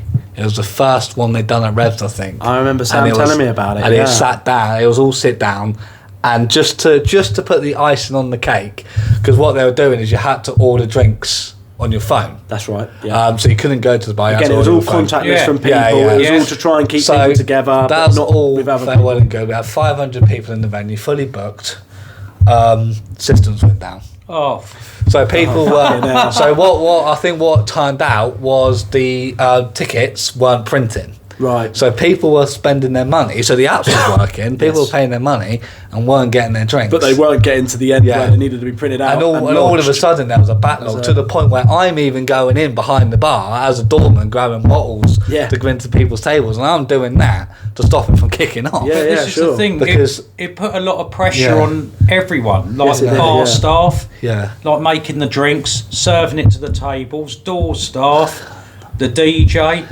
It it affected everyone. So I was at Shoosh in Brighton at the time, not to name drop, but that's where I was based during COVID, and I did a lot of the sit downs. And the atmosphere was okay. Don't get me wrong, like you play music and people would sing, you still get that singing reaction. But because you didn't get the dancing and the movement of people, it sort of made it feel like you were just doing some sort of random set. It's more like it felt like a Sunday, like a lounge set or something. Like a Sunday really, chill. That's what I noticed. It was different. I was up the road from you then. Yes, I was Revs in Brighton, and then I was running that, and then it was Popwell the second time round with the lockdown. When it reopened again. Yes. So it was the same then, like. But people were coming out in Brighton, and people coming out. It was busy, but they weren't coming out in terms of. It was a weird atmosphere, wasn't it? Yeah, it was very strange. It's one of those experiences that I'll never forget. But we can always tell our grandkids this now, and back in times ago, in times gone by, the COVID years. This is something that we're all going to be able to tell our kids and grandkids and people that are coming. I think as it's well. There's certain, again, use similar word, the phases. There's certain historic moments where you always remember where you were. So I think a big one for a certain generations, 9/11. Yes. Remember watching that at school? Do you know that? They rolled out the telly and they got us to watch that. 7/7 for us. COVID. They're the three big ones in our generation. Obviously, the younger generation is probably COVID. Yeah. And there's loads of little moments as well. Yeah, there's loads of little moments where Ukraine and stuff like that. But I think 9/11 was the first phase of where the world changed. Then COVID was the second phase. For sure. I think you it brings you back to that moment again, a bit like music. It has that thing that you go, oh, remember that tune because this is where I was dancing. I was talking to this girl over here, or I was talking to this guy over here, or I remember I was in this bar or wherever I was. I might have been driving somewhere on the radio. Or music's such a motive. It is. It's an emotive thing. It is. Some songs remind me of where I was. Yes. At certain points in my life, like working or whatever. It could be career, relationships, friendships. It does something to the mind. That's why I wanted to get into something that drove me in a different way. And when I listened to music, I was like, I feel good, mate. Do you know what I mean? I feel good about it. Gets the serotonin up. Absolutely. And also it gives other people that vibe as well. So if you're having a good time, then that translates into the crowd as well, you know. And going back full circle, in terms of how we start to how we end, it's very much a simple case of the music will always drive me because it's something that I enjoy, and I think that's going back to where we started. Of people might be watching this going, I don't know what to do with my life, where to go. You've got to follow something that you enjoy. Because if you enjoy what you do, you'll never work a day in your life, is the old saying. I was about to literally say, I think it was Henry Ford that said that. But I was, and that's what I've kind of done. I've done lots of different jobs. Yes. Years, customer service, sales, merchant navy. I've done some awful jobs. I've done some awful jobs. I've done some good jobs as well. And I've within security, not every security job's been great, and not every single person I've met have been good to me. But that parked, I have met some really good people. Yes. I've got some really good friendships out of it, really good memories out of it. Yeah, for stuff sure. That, just stuff that, even like watching Air Force One land. Yes. From like 50 feet away. Now, not many people. I mean, it ain't stupid. Like, even when we haven't touched on it yet, but I've worked abroad. So I've done a bit in Italy and Croatia and Spain and working for student brands that take, thousands of students from all over the country to these places, to these like holiday camps that are like Butlins in the arse end of nowhere in Croatia or Italy. And I remember me and my mate James, big shout out to Jack the Beat out there, who's been one of my best mates for years now. We DJ together a lot of places, and we were DJing in Italy. and we were doing this beach party, and we were playing dirty drum and bass to these like 40 of them, and it was fucking brilliant because I'll always remember looking out to sea. It was only about 18 degrees. It was like April time. It wasn't the greatest heat wise. They had a bit of a shit month of weather, and I was looking at each other. We were burning our necks off, even though it was like overcast. Like it didn't look hot. We're fucking burnt at the end of it. We were thinking, fucking hell, like we've been in the sun all day, just dropping these tunes where we're getting people to mosh pit and jump around like crazy, and on a beach. And there's like you just see in the distance like some mum and her kids like very disgustingly like, what the hell is going on over there, pulling their kid away. But there's all these people partying, and those are the thing. They're the moments that I will always remember. I'll take that to my grave. You know, in your mind. Don't so how did you to coming on to that phase of your life? Yes. How did you get involved in going abroad? Well, that was again. I think in life as well, you do have those strikes of luck. You know, it's all about you create your own luck in life for sure. Yeah. I do believe that, but I do almost think sometimes you're in the right place at the right time. Yeah. That can land on your lap. Yeah. And I think an opportunity came up where a company had messaged a friend of mine. A friend of mine. I then contacted this company through him, and I'd said they were just looking for DJs. Again, the pay packet wasn't the brilliant side of it, but how they sold it to you was that you were going to be, you know, we'll pay for your food, your board, you know, your flights. We'll pay a little bit for your wages, even though it wasn't. When I look back on it in the hours I did, fucking hell, I did, you know, some stupid pulled some stupid days there in hours where I think, well, I didn't really earn anything, but the experiences was incredible. Yeah, exactly. And I think, why on earth don't I do more of that? And you've done it. And at 31, 32 this year, I think, you know, I'm a single man now. I've come out of a relationship. I'm not going to go into that side of things on this podcast, but I think I really should do more stuff like that before I get to that age where I can't do it anymore, where I'm too tied down. This is what I was going to ask you. What's your plans and ambitions for like the future? And what to be honest with you, I live in the moment. I really do. Yeah. I should really plan a bit more ahead. It's only the last year or two that I've thought about a pension. Do you know what I mean? As someone who's self-employed, that's what a lot of people don't think about, because we don't pay into a scheme like you do in a PAYE job. You know, so there are definitely things that I want to do to, you know, future-proof myself. Yeah. But going back to the sort of how I got into Italy, we'll come on to that in a second, in terms of like how I got into those things. As soon as I did one, that was it. I was doing another one. You know, they said to me, next term, do you want to go away? And we fly to this place, and it was, you know, I played in one of the biggest super clubs in Italy, which had Avicii there before he died. You know, Calvin Harris, Fatboy Slim, anybody you can think of, Tiesto, Martin Garrix, whoever was big had played at that club. It's called Altramondo Studios, Alframondo Studios, in Italy, in Rimini, which back in the day, Rimini, I didn't know, back in the 70s and 80s, was the hottest place for clubbing in Europe. Like, everybody went to Rimini. They were like, this is one of the, like, it's shit hot out here. Everyone came back in the day, and it just died after, like a bit like Bogner. We only got Butlins really, and it's died off now a bit, and it's a bit like that. That's what it reminds me of in Italy, in the northeast of Italy. And I remember playing there, and I played this club, and I walked in there, and I just looked at James, and I was like, fucking hell, how on earth are we here? What have we done to deserve an opportunity like this? I was just like, we're playing in a club where you know, where greats have stood. We're in a booth now where I looked at famous DJs have stood. I stood in that booth, mate, and I literally had a moment of reflection. I thought, I shouldn't fucking be here. I had a panic attack almost. I was dealing with anxiety a little bit at the time. I was like, fuck, I can't. What am I doing here? Like, I looked at James. I was like, we shouldn't be in here, mate. This is not. We don't belong here. And he was like, no, we do. Syndrome. We know, absolutely. But he was like, no, we do belong here because we've been booked to do it. This is where I came along with this thing about, you know, you underrate yourself. You know, you've worked to that level, and you've played in some of the big nightclubs. Absolutely. And you still have imposter syndrome, and I think it's healthy to have that. I was watching the Diary CEO with what's his name? Stephen Bartlett. Yeah, but he had Jimmy Carr on it recently, and I've been watching bits of that, and he was talking and saying it's very clever man. Unbelievably intelligent. I didn't realise how intelligent he was, but he was saying it's very, very healthy to have imposter syndrome every 12 to 18 months. It keeps you grounded. It keeps you going. You always think, oh my god, there's been times when I've ran and been in charge of some not massive festivals, but quite big festivals, and I've been in charge in terms of security. Or been in places or as a team leader or security manager. I'm thinking, what am I doing here? Yeah, sure. And then you just get on with the job. Of course you do, yeah. You flick back into, that's what I mean. And when I walked in the booth, I was like, we shouldn't be here. And then James was like, of course we should, we've been booked. And then it just flicked out of me, bang, it was done, you know. Yeah. And then we just moved on, and we did the gig, and it was one of the best nights of my life. And I was thinking, this is crazy. There's 3,000 students in this nightclub, and we are having it. You know what I mean? I've got videos on my Instagram, I'll show you boys afterwards.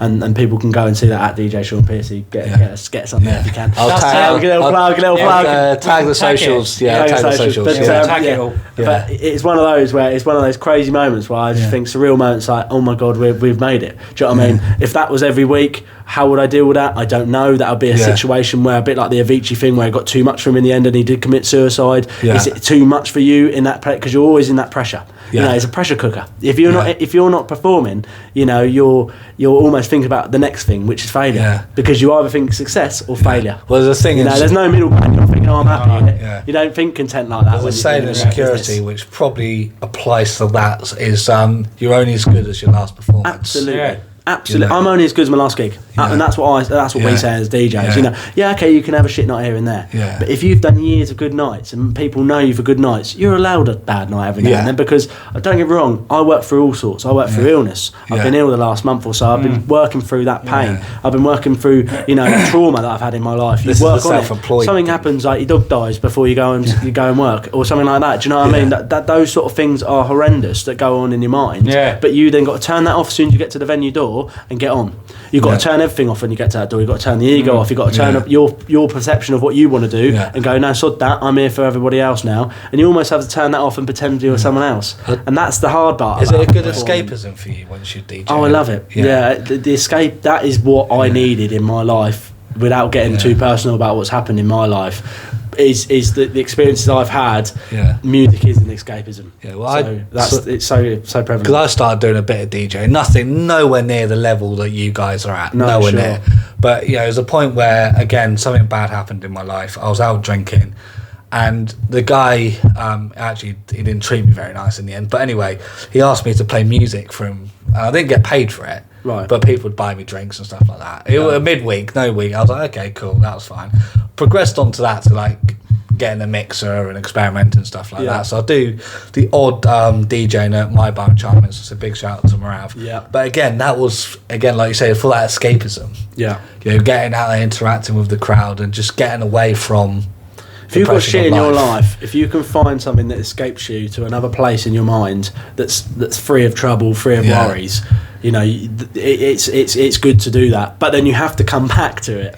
So you have to have a strong mind. As soon as the music goes off, you're back in the As soon as I leave and I'm driving home, whatever's happened, if I've had a problem, I've still got to face that afterwards. But that's a better escapism than the other alternatives. Absolutely, we're not going to talk about those because they're the sort of things that can kill people. But that's the sort of thing that you need in your life is a good hobby or a good interest to do other than what you do as a job or whatever consumes you too much. Try and do something else to get you into that escapism. Definitely, it is important. I think anyway, for mental health anyway, more than anything.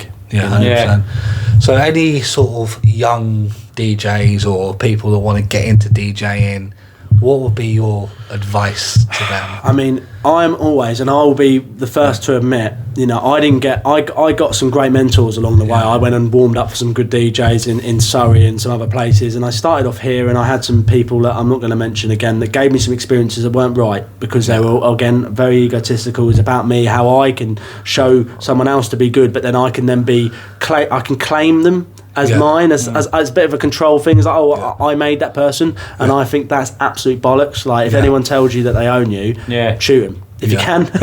No, but you know what I mean? Don't do that.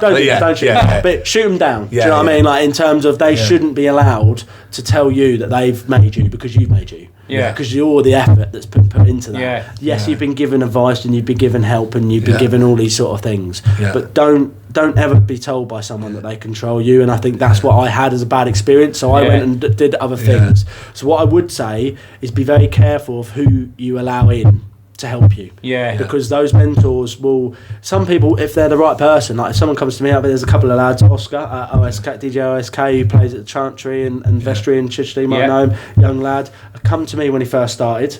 A big shout out to him. He's a good lad. He came up to me, he shouted me on Instagram and said, how do I start out? What do I do here? And I gave him as much advice as I can, because I'm that sort of person. I will help anybody. You know, I don't feel like I have to hold back in terms of all my information. Obviously, there's little nuggets that you want to keep to yourself, ultimately, but I don't see them as a threat. So I help people. I know there's a lot of people out there that will see someone else as a threat. If they're coming into their scene, they're trying to pinch work off them, or they're trying to work, you know, they're trying to better them by giving them the advice they've got. I don't see it like that. I see it as if everybody helps each other, we've got a better industry. Because everybody's then pulling in the same direction. I don't see it as, oh, he's got more information than him, so he's a threat. You know, I don't look at it like that. It's not. Because there's always going to be a gig that you can't do. Yes. Or a gig that he can't do. And then that will be when, oh, Shaun, I got this gig on But there's Tuesday. a lot of jealousy in the game as well. And I will say that to anyone starting out. You know, don't be jealous of what someone has. Build yourself up to the point where you can have that. Because I was like that when I was younger. I was like, oh, fuck this guy. Why can't I have this job? You know, in anything. I'm not just saying in DJing, but just, you know, very generically, without getting myself in trouble, I'm saying that you've got to learn to walk before you can run. Absolutely, learn your apprenticeship. Like I said earlier, I went out and I did some things that, you know, guy couldn't drive when I was starting out, so I put all his kit in my car, which was a Kia Rio at the time, a long wheelbase. How did you get it all in there? We managed to jerry rig it in like some sort of Jenga game, like it's like van Jenga, like almost in a car, in a hatchback. We put a bar in, an overhead bar with lights and a DJ rig, 2-3 speakers. But you made it work. We did it. But I've learned through that situation where I've been in the depths of literally the dregs of the gigs. I've done them all. Do you know what I mean? And I still do to this day. You still get those nights where you think, fucking hell, I'm better than this. But you worked in that you're there. That so bar we won't mention in Charminster. No, not the one that I'm talking about, but the other one. I've dealt with that and other situations where I've been micromanaged. I remember a situation I worked in a bar in Fleet, and the manager, gosh, she was a nightmare. She was a lovely woman when she wasn't working, but when she was working, it was like, do this, do that, do the other. And I'm thinking, hang on a minute. Like, you can't micromanage someone to the point where, you know, that they need to know what tunes are coming up next, or I don't know what's coming up next because I'm trying to read them. If you're in my ear telling me what to do, and you know, as much as I don't want to, I want to get you. I want to get you out as quickly as I can. Do you know what I mean? Without getting physical, I want you to fuck off. I need to do my job. You know? Didn't see David Gill on the touchline telling Alex Ferguson what substance he is. Absolutely, yeah. You know, if you're going to employ someone to do a job, trust them. Trust your own judgment. You wouldn't tell a plumber, right? Don't use that wrench. He'd smash around the head with that wrench. Go, what are you doing? What are you talking about, mate? That's the tool I'm using. You know, that's the tools that I've got. I'm going to do the best I can with those tools. You've employed me as a professional, so let me do the job. And again, you trust yourself. If you've employed someone for a job, trust your judgment in employing someone. That's the trouble with agencies, though, and you'll see this in your game as well. You call up an agency, go, I need a doorman tonight. It could be any shirt filler. That is true. It's the same with DJs. You get a company that call in, oh, we need a DJ for this. They call in a DJ, but then the vibe might not be right for that DJ, so then the DJ's shit. Although the DJ's not shit, let's hang on a minute. The DJ's not shit, or the doorman's not shit. It's just the wrong venue. It's the wrong situation for that person. And that's where it goes wrong, where people go, oh, they're straight on the we'll find someone to blame. No, maybe it's just wrong for that person at the time. Do you know what I mean? Maybe it's not that the DJ's shit. And I get this a lot, right? You're playing a gig and you're doing your job, and I had this, like I said the other day, and one person's annoyed, 50 people happy. You can't ever please everybody in this world. And you can't live to that life either, because if you do, you're never going to get anywhere. You know? I think it was Nixon, but I might be wrong. I got the wrong president, but you can please all the people some of the time, or some of the people all the time. We can never please all the people all the time. No, absolutely. It's a great quote. And that applies to every walk of life. Absolutely. It does, you know, the whole lot. Absolutely. And I think ultimately, if you're asking me, going back to the question before we waffle too much, because we do waffle and we do talk, it's a great topic, there's lots of good stuff here. But I would say, if someone's coming to me and asking me how to start as a DJ, I would say, firstly, you need to know your music. Ultimately, you need to learn the tools that you have for your job. If you don't know music, there's no point you being in this game. You need to learn every single nuance of every single genre of every single year. You need to be really on it in terms of, if I see someone come to me, and I've had this over the years, lots of people come to me all the time and ask me for advice.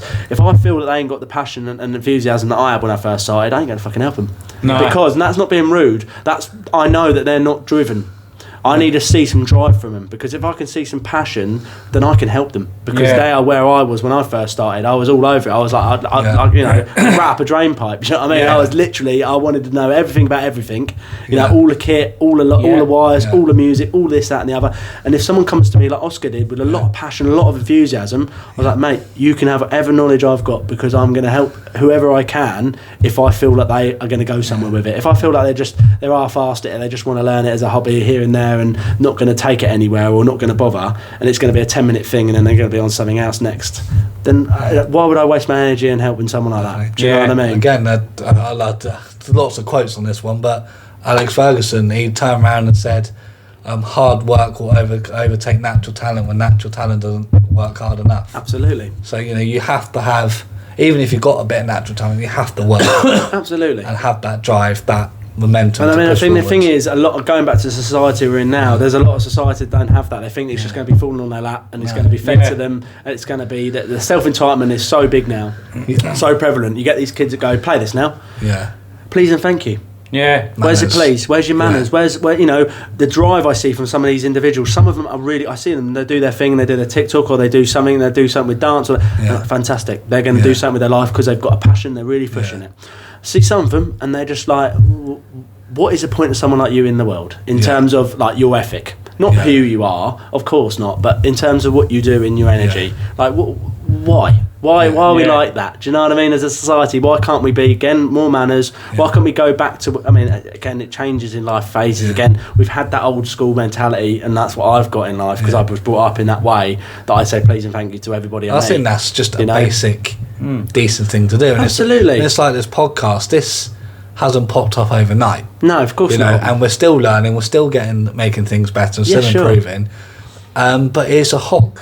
I enjoy it. I really enjoy it, because I get to meet people like you and different people. But you've got to work at it. Yeah, of course you are. And it's not just... It's almost a full-time job, isn't it? Yeah, and at the moment it's a hobby, and it's a hobby I enjoy, but it's not just turning on the camera and recording. No. There's lots of nuances to it. I've seen you as well when I'm at the Foundry, when I was there last time. The editing you do, like the guy, the hours this guy does, like you do, and a lot of time, don't you? Do you know what I mean? Because you have to get it right off the pitch as much as you do on the pitch. Yeah. Do you know what I mean? There's a lot of stuff going on. Again, with my music preparation at the moment, the kids come to me and they go, what am I playing? What this, that, and the other? You have no fucking idea the hours I spend finding music and getting the right edits and finding what needs to be there. Goes back to you getting that new laptop, sitting down, going through your 20,000 songs.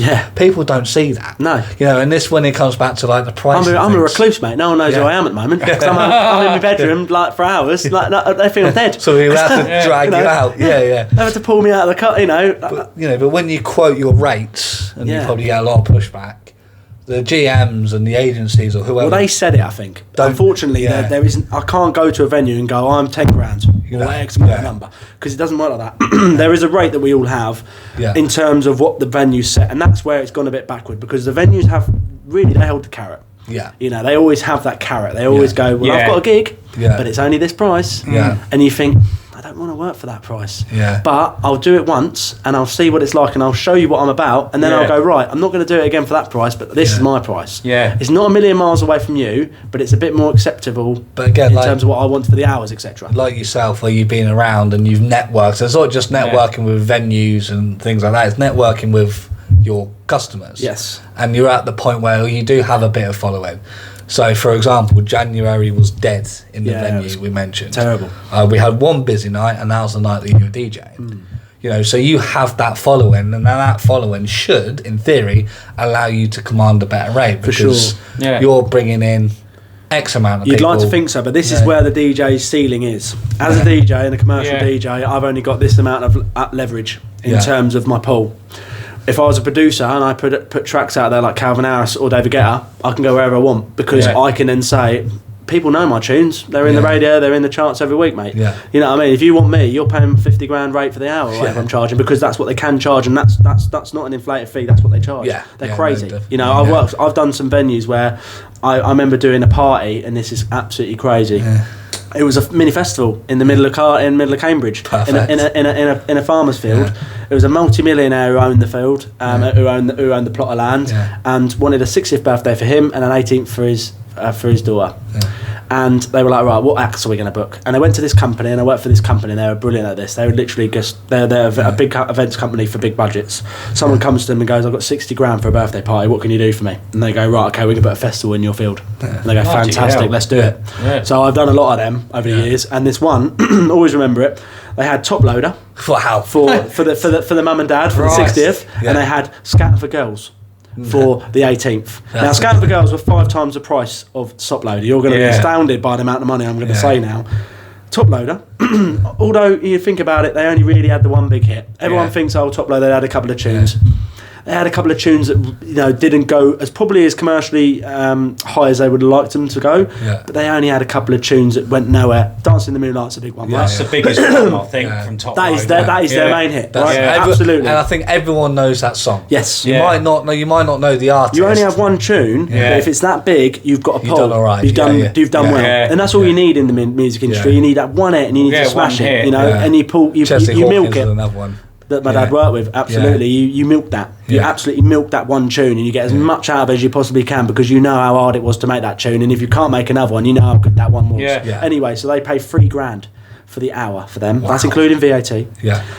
Now, for Scout for Girls, who are massive pull, because they've got a lot of more original material. They had an album out. They have 2 or 3 albums that you could play as a DJ. That's got, they've got a lot of back catalogue. They were 15. Wow. So $15,000 to $3,000. So it's $18,000 just on acts. That's without the catering they're bringing in, the stage that we've got to put in there to make it a festival, the sound system, this, that, and the other. So you're looking at, like I say, $50,000-$60,000 budget. And this is a private festival. Now you imagine you. Well, it's a party. It's a birthday party, mate. That's what it is. But the thing is about it, going back to the earlier days of Ministry of Sound. Yes. You had DJs like Pete Tong, Boy George, Danny Ramplin, Cole Cox. Yeah. During the early 90s, they were on $10,000. Just for a set. What's that as an inflation now? Bonkers, isn't it? Yeah, it is. I think all these top name DJs who are on big money. I might be wrong with the figures, but I'm pretty sure Melvin Ben paid $80,000 for David Guetta at Isle of Wight in 2021. And that's probably a good price for David Guetta, because he's a multi. And that's the closing set, so it would have probably been about 45 minutes. He's a multi-platinum award-winning DJ. And the guy's got so many tunes out. Fair play to him. Again, he is a grafter. Yes, because I don't think people realise the amount of work that goes into producing. Oh no, absolutely not. It's not months just and years of work to get a track out. It's not sitting on a computer pushing buttons like a lot of people think. You go on TikTok and you see this now. They scroll through and this bloke's making this tune on Logic on his laptop. Fantastic. But then he's got to put it into a studio to get it properly mastered by someone else. Then he's got to have an underwriter to someone to read it all. And actually, most of the time, that guy's just doing all this on the buttons. He's probably got someone else made that anyway. He's just doing that to get the clicks. Do you know what I mean? He's clipping the music that's already been done. Yes. But to actually produce something from scratch is a lot of work. And like you say, could take a number of years. And sometimes you have the hit doesn't hit straight away. No. So that hit might, look at, I think Robbie Williams and Angels got to number 6. Yes. And now Show Me Love, it was a number 6 hit in the 90s. That's one of the biggest tunes of the 90s. It wasn't number 1. No. And you think now, if you think of Robbie Williams, you go Angels. Yes. But again, and it just proves that hard work, you have to continue that with that consistency. Of course, you don't stop. This is the thing. This is the thing with him. He ended up getting into the boy band scene. His life in took and out, take that, like anything. Dip in life, and then he escalated. He pulled himself out of it. And then again went phases. solo. He's got an incredible story. Yeah, he has. I haven't seen the film yet. I will go and see it. He has. It goes back to what that word of the day, phases. Absolutely. Phases in music, phases in life, phases in career. I think we just touched the service on what I've done. I mean, there's another podcast in this another time in a couple of months, boys, honestly. I think it'd be interesting to get you back on. And we can discuss further depths of your talents. We'll be here for 6 hours. Do you know what I mean? If we were to talk about everything, because it's one of those situations where there's so many years. When you've done, I've been 11 years full time, 14 years in the game. There's some serious experiences that I've been through that I think the listeners would love to hear about. I think it'd be good to do a part 2 to this. For 100%. And we'll carry on. We can carry on. Before we wrap it up, I've got to say, whereabouts are you this week, and what are you up to? So this week, I'm a Thursday night. I'm in Vestry. So I did a student night there fortnightly. So that's in Chichester. I'm back in Chichester on Friday at the Chantry. And then Saturday I'm in Bognor at the William Harbuck. Oh, cool. When are you with us then? Over in Jai, the Foundry? Think it's I'll have to double check on the calendar. I think I am definitely there in February for one. Oh, that's in good. the month. So yeah. It depends on how the formula works with Matt, who does all the bookings. But yeah, we try to get once a month in there. Is what we're doing at the moment. Perfect. Well, good luck to everything. Yeah, no, thank you very much. Cheers for having me on. It's been great. Thank you very much. Thank you very much. Cheers, guys. Thank you.